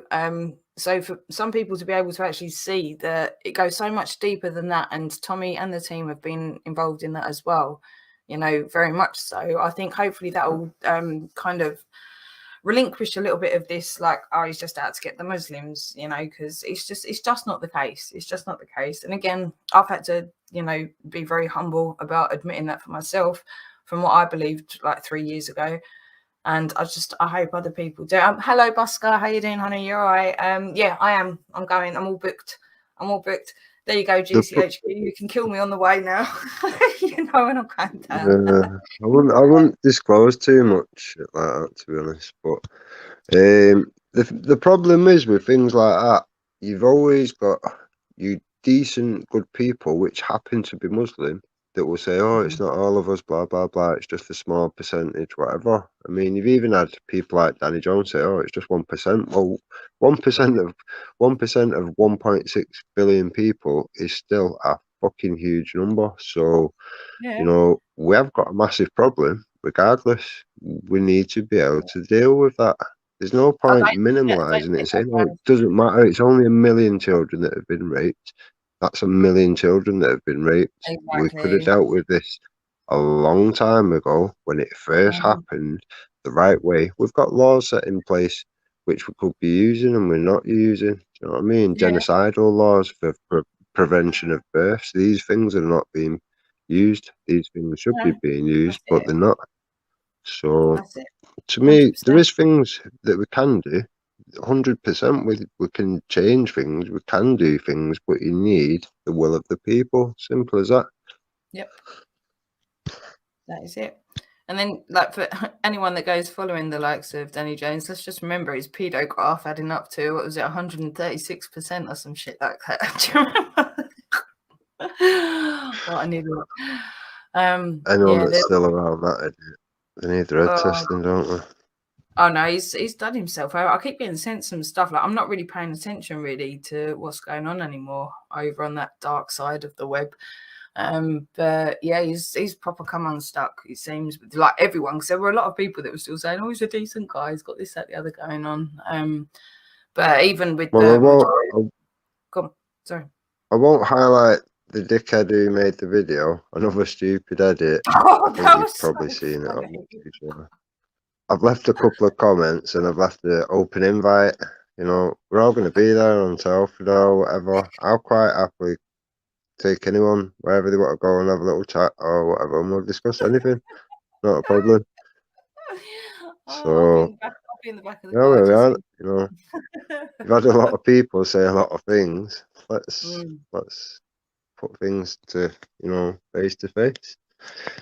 Absolutely. All good and well online, isn't it? But it's nicer to be, you know, This that personal touch. is the whole thing. Yeah, it's, and again, yeah, not to mention too many of these dickheads, because there's so many of them. But I mean, the one in particular that we're just talking about, the stupid hat, I mean, he's literally out and out, put it out there that he's going. So if you are listening, dude, which I'm sure you are at some point, please let us know what you're going to be wearing and where to meet you, because it would be lovely for us to come and see you face to face. Absolutely. He's not going in a million. He ain't going at all, dickhead. I'll be there bright and early. Yeah, I've booked the hotel from the day before.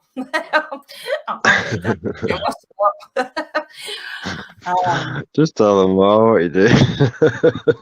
Oh, like everyone already knows. Everyone, like, see, this is the thing. This is what we're kind of talking about earlier with the other group. I'm not going to mention the group, but it's just there's a point where obviously people know what's going on. It's been publicly broadcast so much already, you know.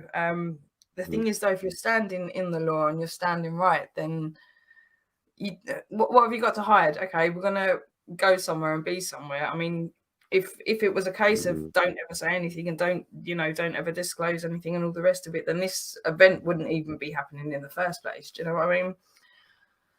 So give it time. Give it time, it may change. I did say this.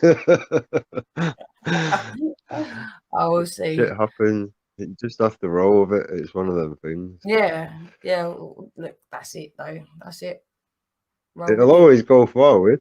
It'll always go forward.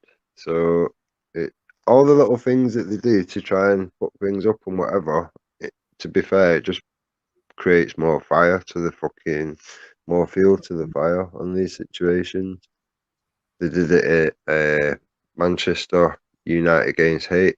I mean, anyone that was there would remember. Tommy was out of, I think, 10 speakers. Tommy was one of 2 white people that was on stage. The rest, I don't know. The media seemed to like not take pictures of or whatever, which was strange. But there's loads of footage from Patriots that put stuff up there. I put some stuff up there and whatever.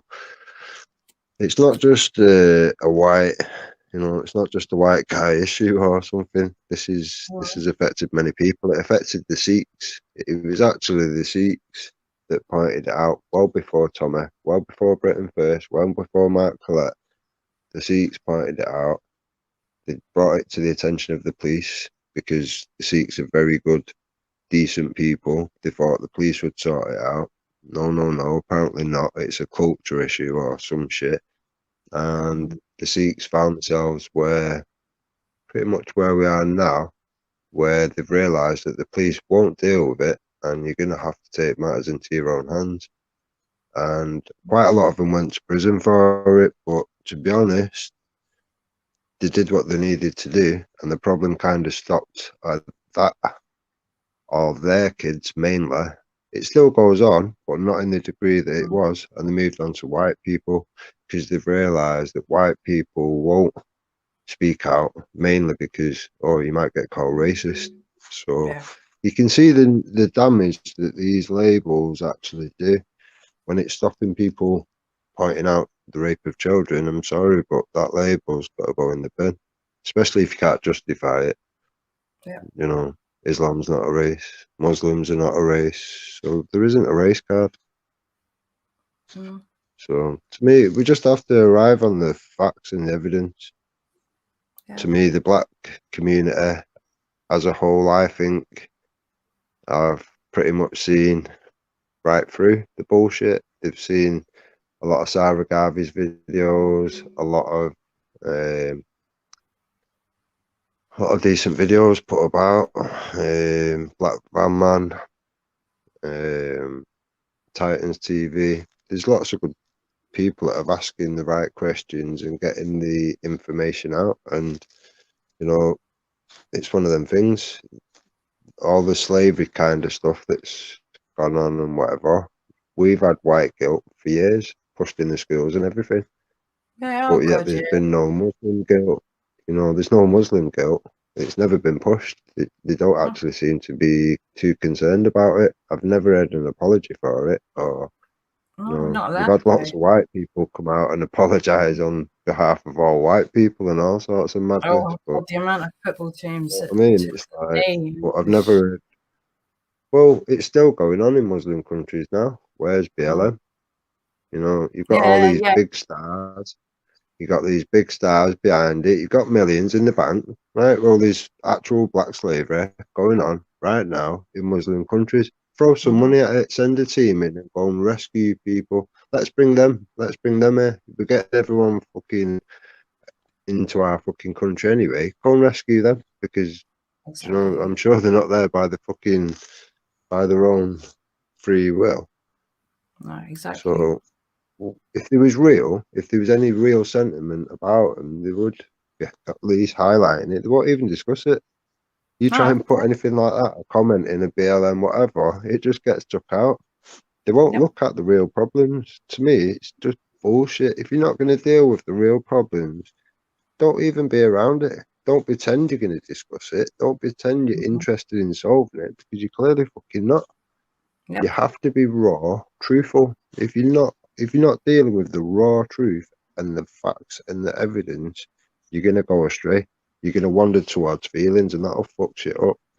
You have to stick with the facts and the evidence. It's that the simple. truth don't give a shit about no one's feelings, right? It's like the oldest saying from time. No, you don't care. You don't care. The truth and the facts are not always comfortable, and we need to be able to face that, you know, and deal with it as it is. I mean, between now and then, I'll send you stuff that's gone on in the past and whatever that Tommy's covered and whatever, so you kind of know what to expect a little bit. Because I pretty much warn everybody that will be watching it. It will be some shocking shit that you watch, and it will kind of grab you by the bollocks.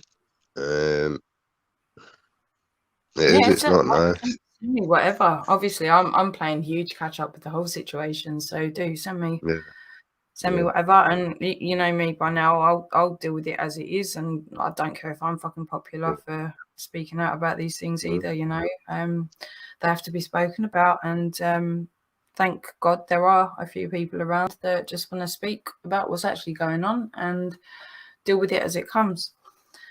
You know, so that's all we can do. There's no point in hiding from the truth. There's no point in hiding from the facts. There's no point in getting sensitive about anything.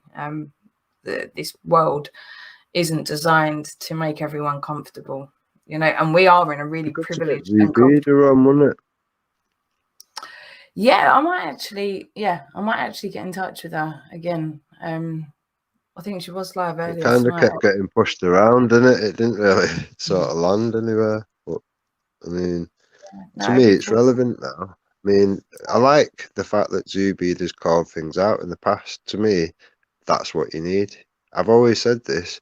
You may well have lots of good Muslims, good people that happen to be Muslim, and it's not in their name, it's not whatever, but they're not coming out loud and proud and saying this is not in my name, this is not what we're about. There's been none of that. So to me, what Zubayda has been doing, yes, she might get a lot of hate. She might have slipped and tripped and said the odd thing here and there when wound up. It's easily done, Well, isn't we've it? all done that. We've all done that, right? Yeah. We're not the This people is to it. be in touch. It's so easily done.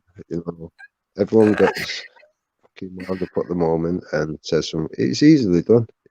You've seen what people do, and then they'll edit it and then put it with something else and make it look worse. To me, I've said from day one, I like Zubayda. She seems open and honest. She will, if someone says something like when I was brought on, and then Wendy jumped on going, play this, Islamophobic, and all this shit. I thought, yeah, play it by all means. I'd rather you play it, and then we know where we're at. Let's progress the discussion. We're not pretending to get.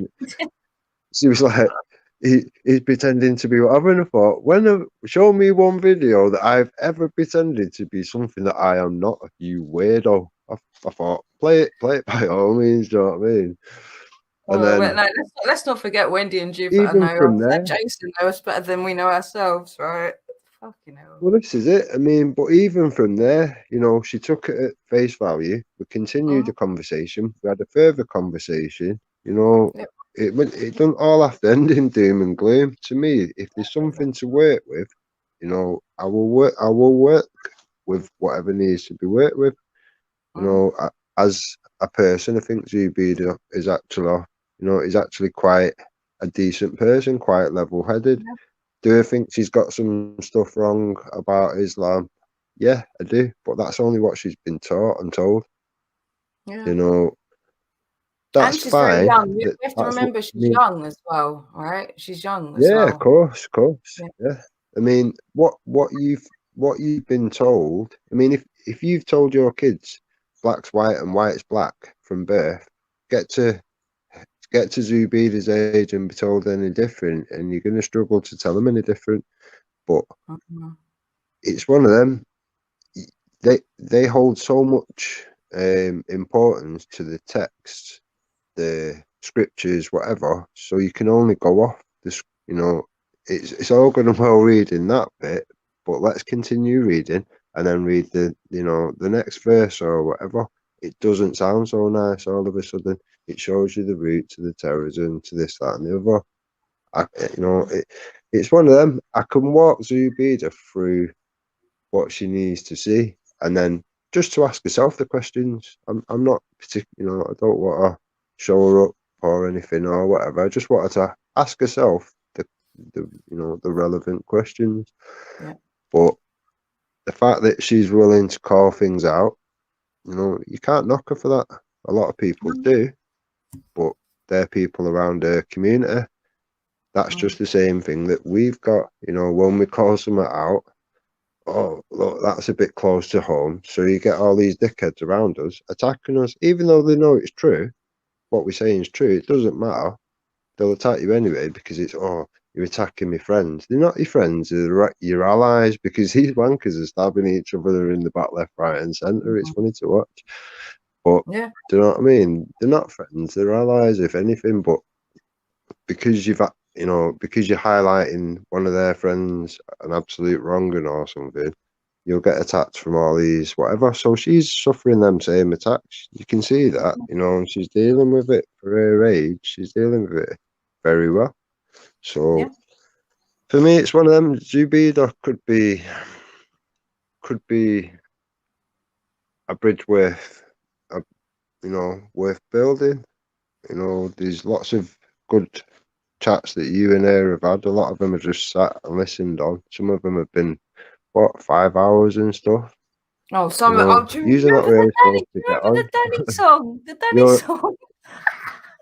Yeah, this is it. You know, you've got on. You weren't supposed to have, but you've got on, and you've Oh, had we managed lots to. of That's good it. chat. I think humour and laughter is like it's the magical remedy Yeah, for a lot of things. yeah. You know, And there's so music, much. which is a shame because it's haram, but this is the thing. People have got to realise. People like Zubida and whatever. It's like, come on, let's hit reality. So you think if you listen to music or sing music or whatever that you're going to go to hellfire? Let's realistically hit reality. What's the chances of that happening?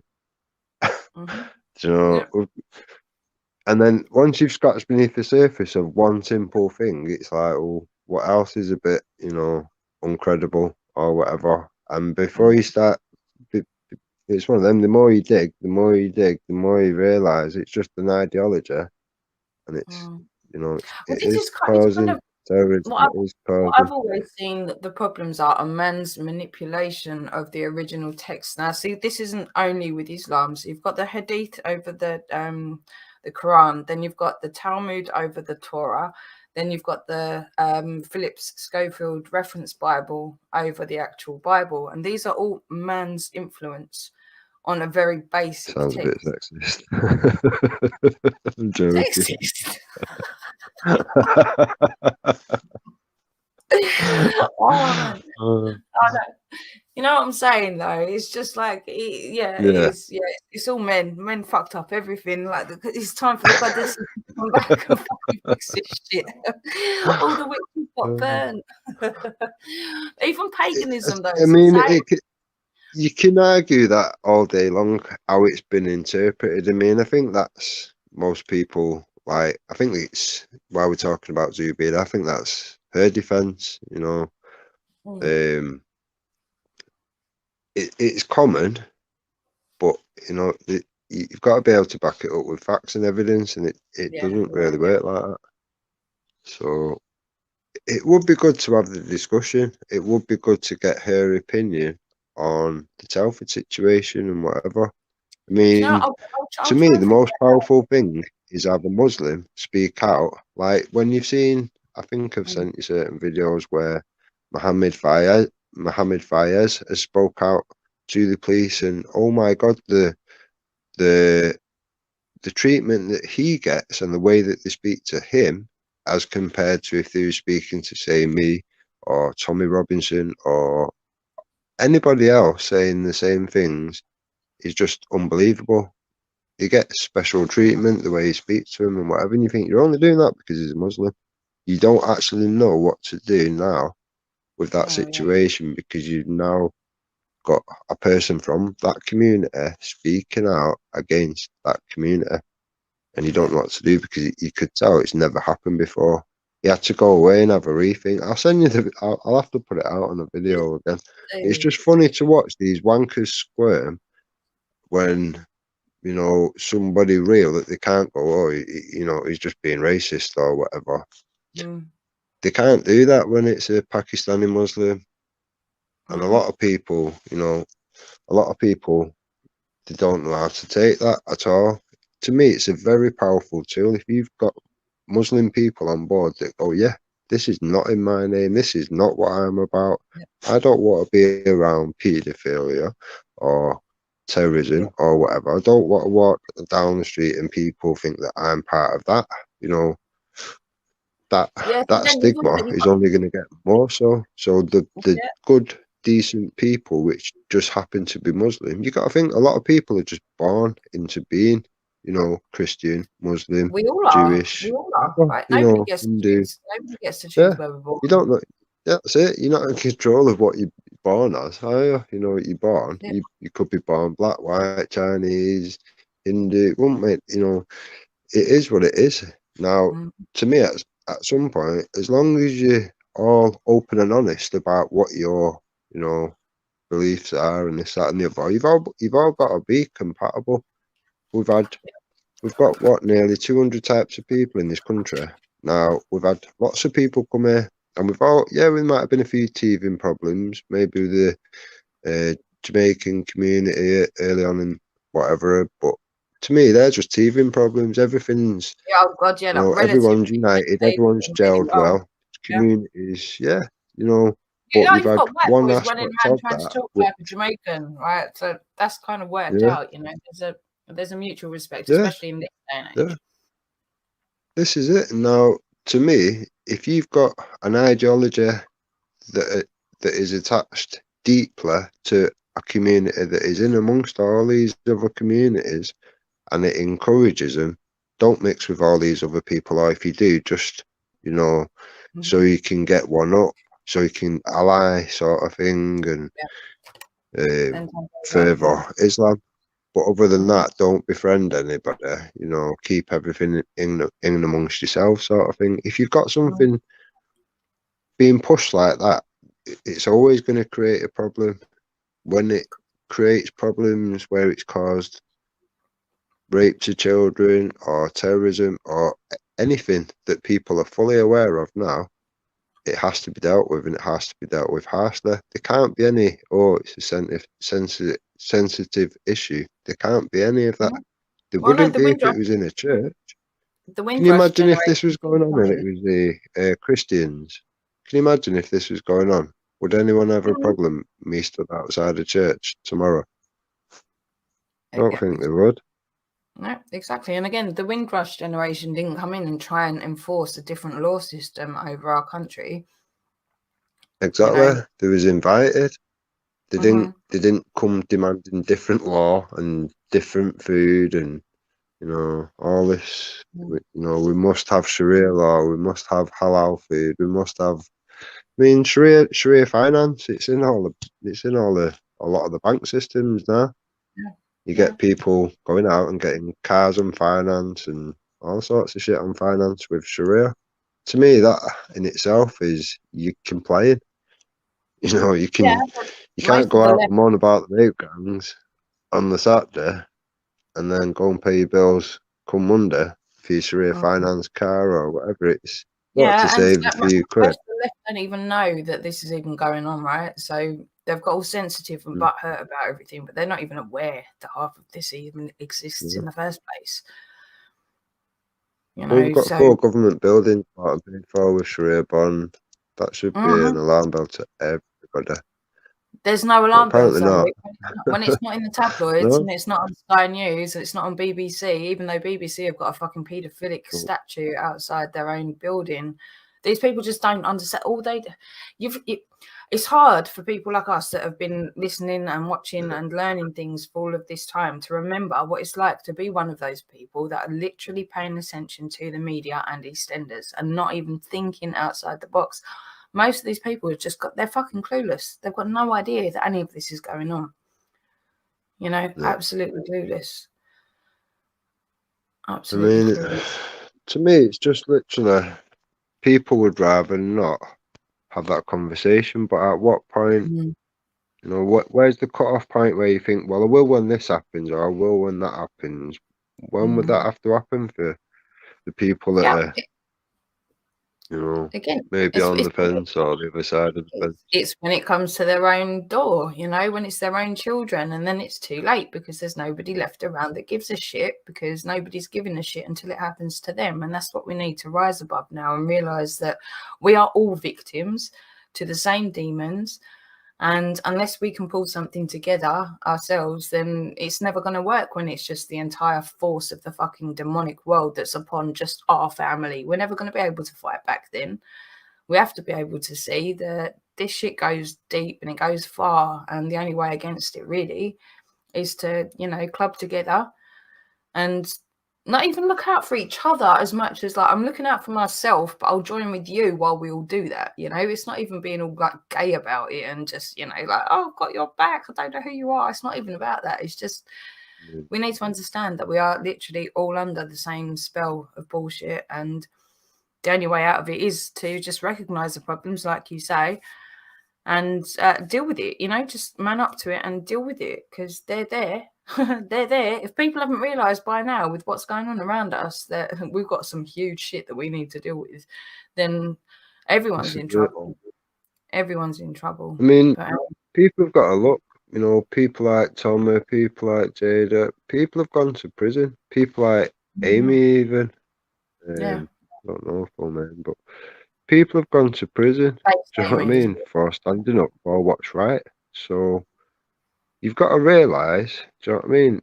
People are not doing this for loves and likes and whatever. I guarantee any money that was raised for that Amy thing, Graham Moore ran off with. Amy wouldn't have seen a fucking red cent of. I guarantee it.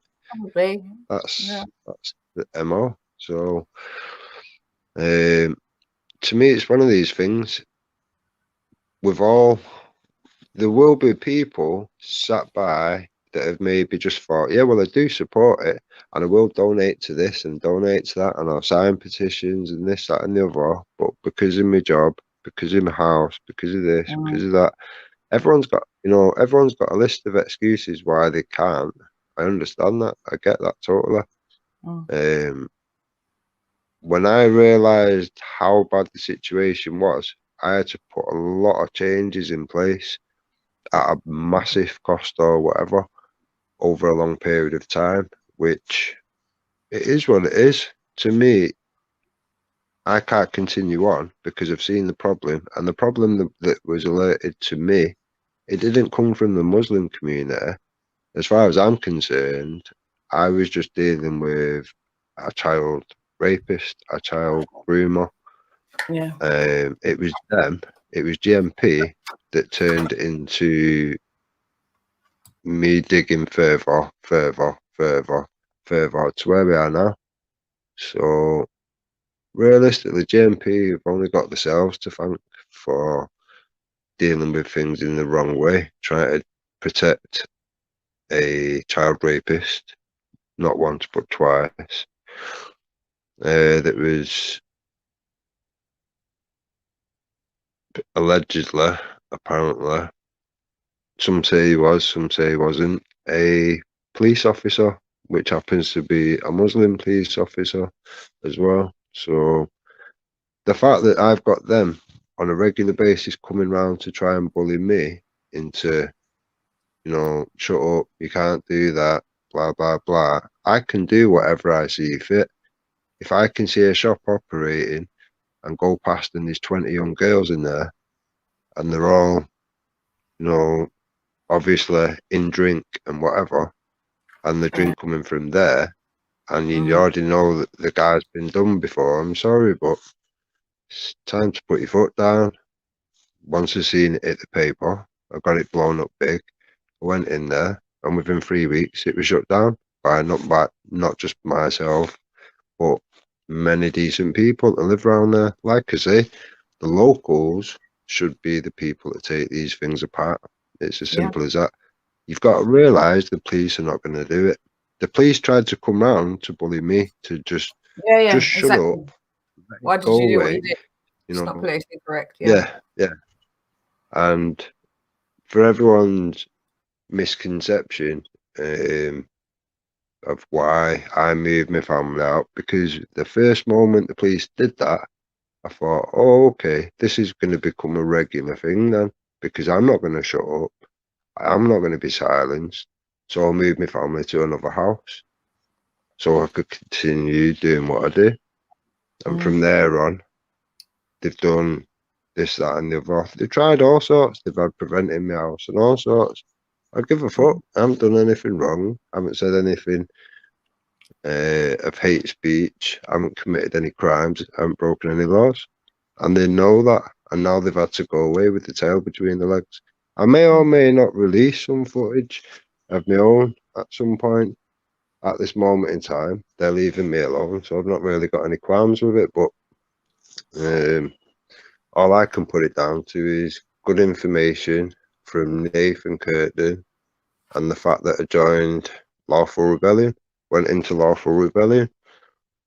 Once I'd walked them through that, none of them really seemed to have an answer, and collectively they had to fuck off. So that is literally the last time I've seen anything of them. Other than that, they generally try to avoid me. You've seen yourself when I've been pulled, and they kind of just go, it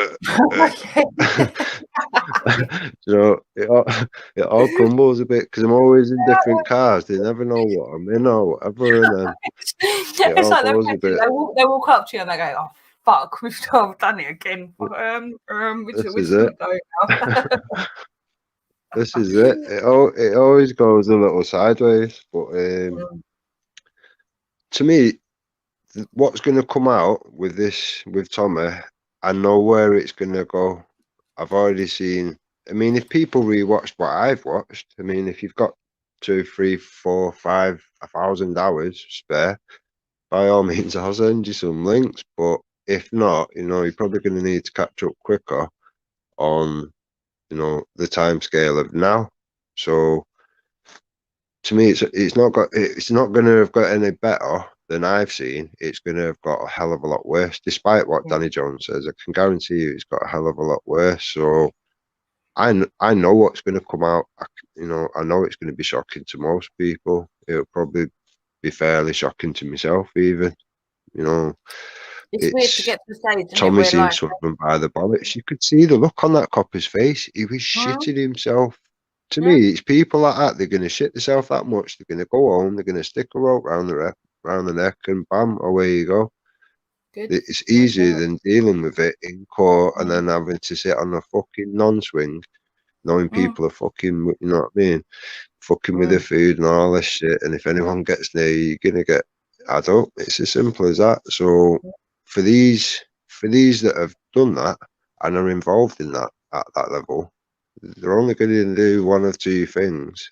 And once, you know, if they end up in court, their only way out is start giving out information. So this is gonna turn into something really quickly, one way or the other. You know, So it whichever should. way And I mean, it goes. that's in the flavour of the There's Ghislaine no Max stopping it. stuff I as mean, well.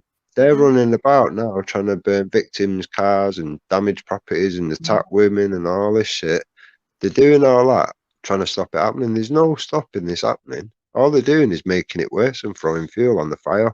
People will specifically see them little cunts on the videos and think, right, okay, we've seen the car, we've seen the reg, we know where the little tiny area is. People will go down and target the fucking, you know, target these scumbags, which are obviously either child rapists or friends of child rapists. People will target the fucking ones that are doing what they're doing. It's as simple as that. They're not. You're not surrounded by fucking blind idiots. You know, you've got people that have seen it. Telford's not a very big place.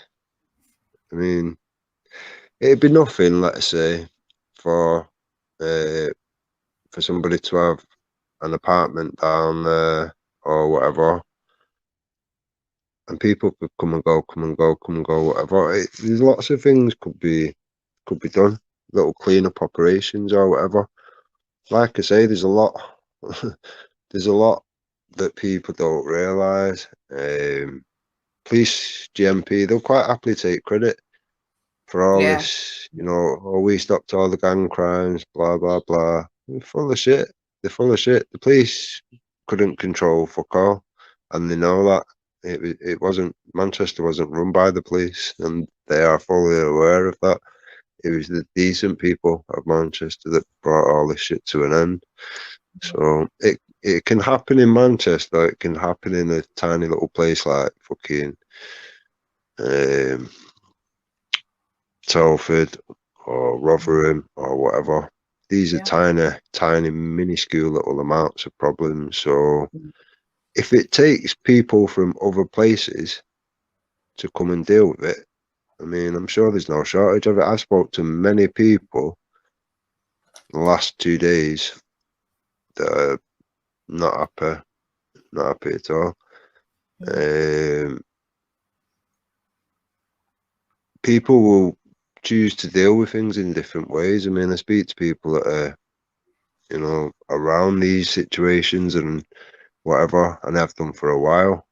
So for people like Danny to say, oh, it's 10 times better, I know full well through speaking to people that I know and I have done for a long time that these situations are not getting better, they're getting worse. And the information that's going to come out, people can only look at it and take it at face value, you know, research it, do what you want. You know, if the fact of the matter is, police government bodies, whatever, are all implicated into this and know about it and have covered it up and have gone out the way to let things happen, like victims, survivors be attacked and whatever. Who can say that? Who could go against that and say, oh, well, you know, we don't need to bring them to account? Of course we do. We can't let it continue. You know, this is the fastest growing religion that, you know, they say religion, I say ideology. This is the fastest growing ideology. You know, do we not need to regulate it somewhat? Do we not need to kind of keep a tap on things? I mean, Zubayda's argument of the grooming gangs was the drugs and alcohol was used in every occasion, blah, blah, blah. But nobody ever said, you know, the rapist was drunk or the rapist was drugged.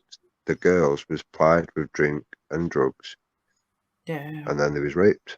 That was through every single case. So I don't know if Zubayda's being disingenuous, because it is a common Muslim argument.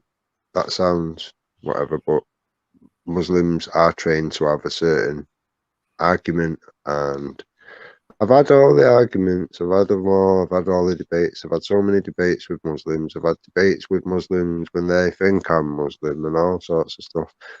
The fact of the matter is, you know, these things are causing, whether people are misconstrued in it and reading something else and then coming up with terrorism, or reading it and thinking it means go and rape little girls. Either way, it's hardly the perfect book, and people, the ones that are following this ideology, need to be aware that it doesn't mean that. If you're saying it doesn't mean that, and it doesn't mean go and commit terror, and it doesn't mean you can take what your right arm possesses and stuff like that, then it needs to be rolled out and made clear to the 1.6 billion people that are following it, reading it and getting confused and running people over like Lee Rigby and trying to cut his head off in the middle of the street. You know, has there ever been more misconceptions with any other book in the world ever? If that's what it is, misconceptions. Because the thing is, I've read it, and reading it, it sounds a hell of a lot like a war manual rather than a book of peace. But yet, the people that want to call me a racist or an Islamophobe choose to have not read the book, but want to criticise me for pointing out the problems with the book. That for me is the problem. You can't be a book critic and have not read the book. So no, exactly. To me, it's not. Most people's problem is that It's they've not never. hard. If I want to prove you wrong, I have to listen to what you've said, take the evidence, what you've put forward, and go away and try and disprove it. If I can't disprove it, I have to agree with you. People are not doing that. You know, they're choosing not to. It's too much hard work, or they know at the end of it, the conclusion that they want, they're not going to get. It's going to be the opposite of what they was hoping for, and that's the problem. People, I don't know. Some people can't swallow that pride and go, "Shit, I got it wrong." Well, you have to be objective to go in the first place and do it honestly with yourself. You know, a lot of people do look into things, but they do it with their own narrative that they're sticking to as well. You know, so they'll interpret it a way that fits their narrative. You know, rather than just going in just like fresh eyes. You know, and just read it for what it is, see it for what it is. Again, there are other scriptures that can be misinterpreted as well, but at the same time, like you say, it's very difficult to read through the whole thing and get to the end thinking peace. You know, but that's what do we do? Just highlight what's going on, and just everyone try and get behind what the most important thing is. And it's not even necessarily arguing about religion at all. It's just arguing against the corruption that's inherent in our own system and allowing these things to happen and the abuse of our children, which is being done. And that should be where we at least start from. What other ideology other than Islam has that much protection, that much, oh, you can't say this, you can't say that, people will call you names and all this just for speaking out against an ideology? What other ideology? You know, if it was against Scientology or something like that, I'm sure I wouldn't have 99.9% of the people that I have talk shit. You know, talk shit. But because it's Islam, it's like, oh, it's racist. It's like, no, it's not a race. So let's get past that. It's not a religion. It's just an ideology. So, you know, to me, if there's nothing, there is no other comparison where there is an ideology that is that protected and has that many fucking people that have not read the book but will defend the book. I mean, Captain's here tonight. He's got, what's it called? The audio book. He said he's read a couple. He's listened to a couple of the things, and it got him that angry. He had to stop listening. Now, to me, I would like to chat with Captain at some point as his opinions change. Then, because the little bit that he's heard or read, whatever, has made him that angry. Has it changed his mind? Does he no longer defend Islam, or does he continue blindly? Do you know what I mean? Yeah, because if that little bit you've listened to or read has made you angry, how angry do you think I am listening and reading it all and discovering actually the problems from that, the root cause of that, and the problems all around the country, 82 towns and cities? How angry do you think I am? You know what I mean? And you've listened to what, 2 chapters or whatever. That'd be You need to listen interesting to it all, Captain. Yeah, from what Captain's said in the past, it would be really interesting. But I mean, I have to Massive defense. respect for listening to it. Massive respect for even taking it on board and taking the time to do it. But you can't just go, oh well, I've did it a bit. You need to do it. Listen to it. It's not. Do you know what though, It's Rick? not sitting there reading. It's an audio. In all honesty, as well, like I mean, there could be the same argument made for Judaism with the Talmud, because there's a lot of actual similarities between the way that and again, I've not actually read the Quran all the way through. I haven't read it all the way through. I'm not going to pretend that I have. So I don't know how much of it is down to I'm fully aware with the. I've got a very good Jewish friend. I won't mention her name. Yeah. Situation, but she's told me all sorts. I agree with you. You know, in part, she said, you know, some of it can be just as bad as Islam or whatever.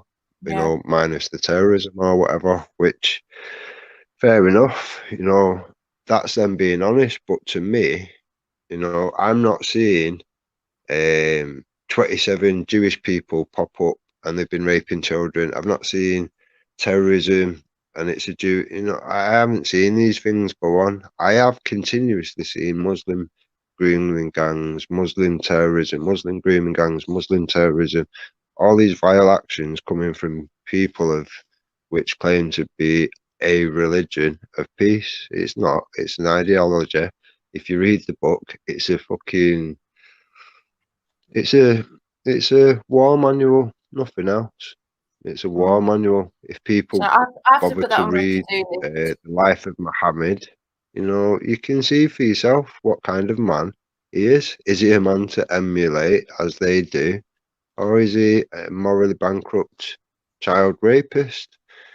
You know, it is what it is. You have to be able to call it what it is. Some people believe he's perfect and a man to emulate. You know, if his wife was 9 years old, that's a problem for me. I see him as a paedophile. I see him as that's where critical thinking's gone out the window completely. When people are trying to defend the indefensible, you know, things like that, and they try to justify these sorts of situations, which is just not doable. It's like not with any normal common sense, you know, or morality. I mean, you'll get the other side of the argument and they'll say, no, she was 18, 19. It's like, well, that's not what it says. And that's not what the 1.6 billion believe, because they're going out and doing what Mohammed did. They've told you this on fucking whatever. You can read J Report, you can read Easy Meat. There's lots of things you can do to find out the facts from the fiction, but people choose not to. I understand. I mean, people can think what they want of me or whatever. Some of the shit I've watched, it will give you sleepless nights. It will give you fucking nightmares, daymares, whatever you fucking want to call it. It will open your eyes to the point of things that you didn't really want to see and whatever. But you have to be aware of the problems. You know, you have to be aware to fucking be that on point that you're willing to deal with it in the best way it needs to be dealt with. Yeah, to me, it's been lawful solutions. That's it. Yeah, absolutely. I'm not allowing anybody else's law to come in. I think that the difference with me, although obviously being the daughter of a Jew myself, right, and I've been able to see this from both angles, I see with just from what I can tell, and I'm not saying that this is not necessarily the case, but I see that a lot more of Islam seems to venture out into the normal Muslim in their everyday life, right? Where we've still got the same innate problems, really, with the Talmud and Judaism to some degrees, but that is kind of, it's at the top. It's not within the entire community, if you know what I mean. Does that make sense?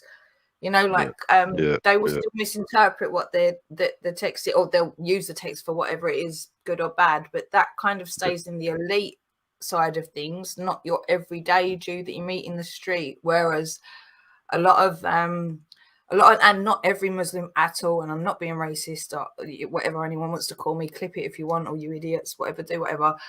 But I see a lot more of that venture down into the likes of the grooming gangs and stuff like that, you know, on the back of it, where these just your normal people on the street that have actually taken it that far. So yeah, the texts, we can compare some of it within it, you know. Call out Israel on what? Sorry, Buskers, what's this? Call out Israel on what? Christian phobia. There, what? Christian phobia. I'm not sure what you mean. I'm not sure what you mean, but no, I think you know what I mean, Rick. Anyway, it's just you know, it's interpreted onto a much more day-to-day level, with one over the other. If you understand what I'm saying, it's not to eradicate the other one from having anything bad that some people do, but not in the same amounts. You know, not to the same degree in your everyday person. At the end of the day, we're all subject to our elitists and our overlords and all these nasty bastards. And you can use any which one of the religions, really. Catholicism, fucking hell, let's even get started on that one. But you know, your average everyday Catholic doesn't tend to, you know, obviously the vicars and the priests and the shit going on over there is really bad. But the Catholic that you meet in the street is not necessarily going to be the person that goes and blows themselves up. You know, the same with a lot of other religions. But but everyone was okay talking about that. You could get anybody on here now and they'll discuss that for fucking an hour, no problem. And nobody after them will go, oh, you know, you're Christophobian or you're fucking Catholic or whatever. They don't do it. They only that's do it. such a good word. Catholic. I love that. Do you know what I mean? They never do this. They never do it apart from one ideology, and you think this is proper disingenuous. I don't do disingenuous, double standard bullshit. If something's causing a problem, that's it. We just have to talk about it. I don't care what colour the people are that follow it. I mean, people, you've had dickheads like Wake Up UK, make up, say things on a live, say, you know, make out like all Muslims are the same colour, like, you know, as if they're all brown or something. And I'm thinking, you've never been to Didsbury Mosque or anything like that, have you? And seen all the different colours of the fucking rainbow that go through them doors. Muslims can be any colour, you know, like John being a Nazi, Big John, you know, he's black, but he's a Nazi. Work that one out, you know. You can, anybody can join any ideology. That's how it works. That's how you know it's not a race, because if you can join it and then you can leave it, then what? Have you left your race? It wasn't a race to begin with, was it? honestly, I've seen people in like burqas that are like purer white than even I am, and I'm as white as they come, right? So for Jason said that was pretty funny. That was pretty. He's come out with a few corkers though. That one you got to give it to him. Idiot. Oh, it's unreal, isn't it? But I mean, that's a misconception that a lot have. I mean, I'm pointing it out at him because he's a dick or whatever, but that is a misconception that a lot have. Yeah. I mean, Sikhs and Hindus have been attacked after terrorist events. They've been attacked in what seems to be revenge attacks or whatever. It's not even. It's not even. They're they're not to do with it. It's not their ideology. They're nothing to do with it. If anything, Hindus and Sikhs would stand with us all day long. So many people would look at somebody even with a turban on, right, and associate that with Islam. This is. I mean, I've had to tell people. Yeah. I've physically had to tell people when they've said things, and I've literally put so many people straight. You think, wow, this is like proper bad. A bad situation for those people is, how annoyed would you be? How annoyed would you be from their standpoint? You're thinking, I've got a fucking turban on my head, but yet you think I'm a fucking Muslim, fucking whatever. On what planet? On what fucking planet? But that's the stupidity and ignorance, whatever of ignorance of people. They won't look into it. They just, I mean, for their own reasons, they've just seen terrorism, they've seen rape gangs, and they just think anything, anything that resemble anything that's brown that's not black must be a terrorist or whatever. And that misconception is already dangerous. It's already created attacks. We don't need that misconception to be carrying on. We need it cleared up so everyone's clearly identified.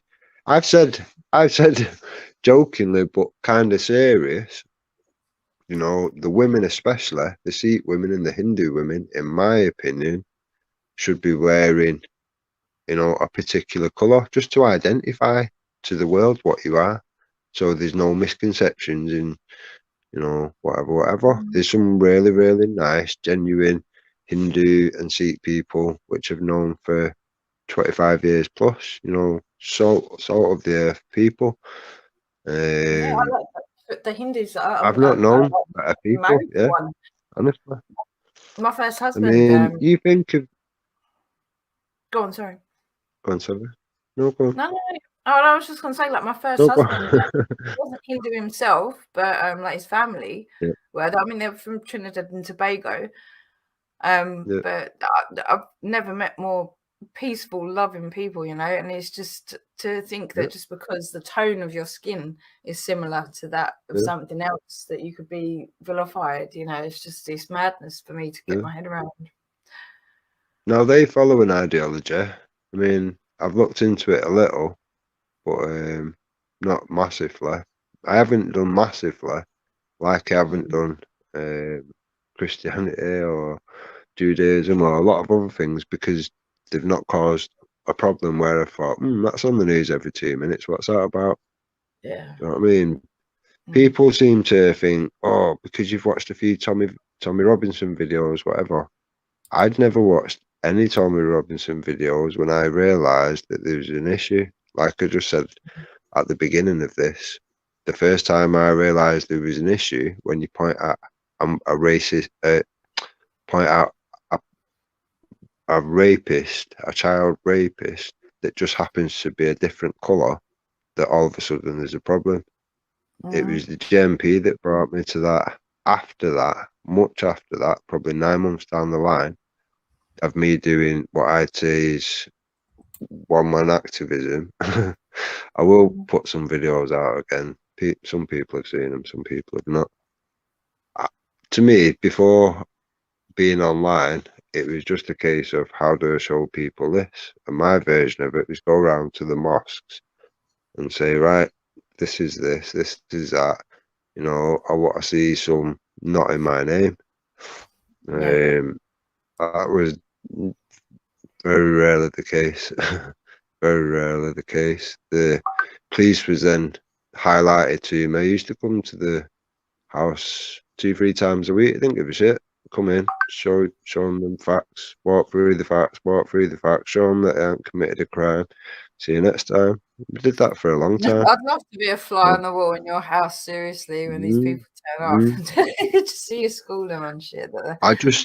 There is no fear in me of it, because I know I haven't done anything wrong. If anything, the people that are going, letting these things go amiss and, go unchecked, they're the ones that are actually probably committing crimes, which is the people in the uniform. To me, you can only show them. You can only show them. I've shown counter-terrorism things, and it's blown the socks off. They went, "Oh, you've got to do this and you've got to do that," and giving me phone numbers and whatever. And I went, "I don't have to do shit, mate. You're stood in my house trying to talk shit to me about some nonsense. I've been here or said this to that person or whatever.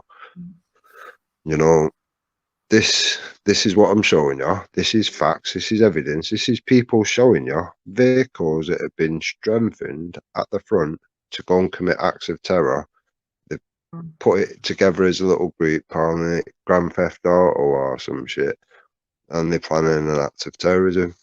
Oh, well, you've got to do this, you've got to do that, ring this number, ring that number. I said, no, mate, you're not understanding. You're still there with all your weapons and all this shit, like you're going to do something or whatever, and you're giving me a phone number. I said, how many times have you wankers been here in the last few months?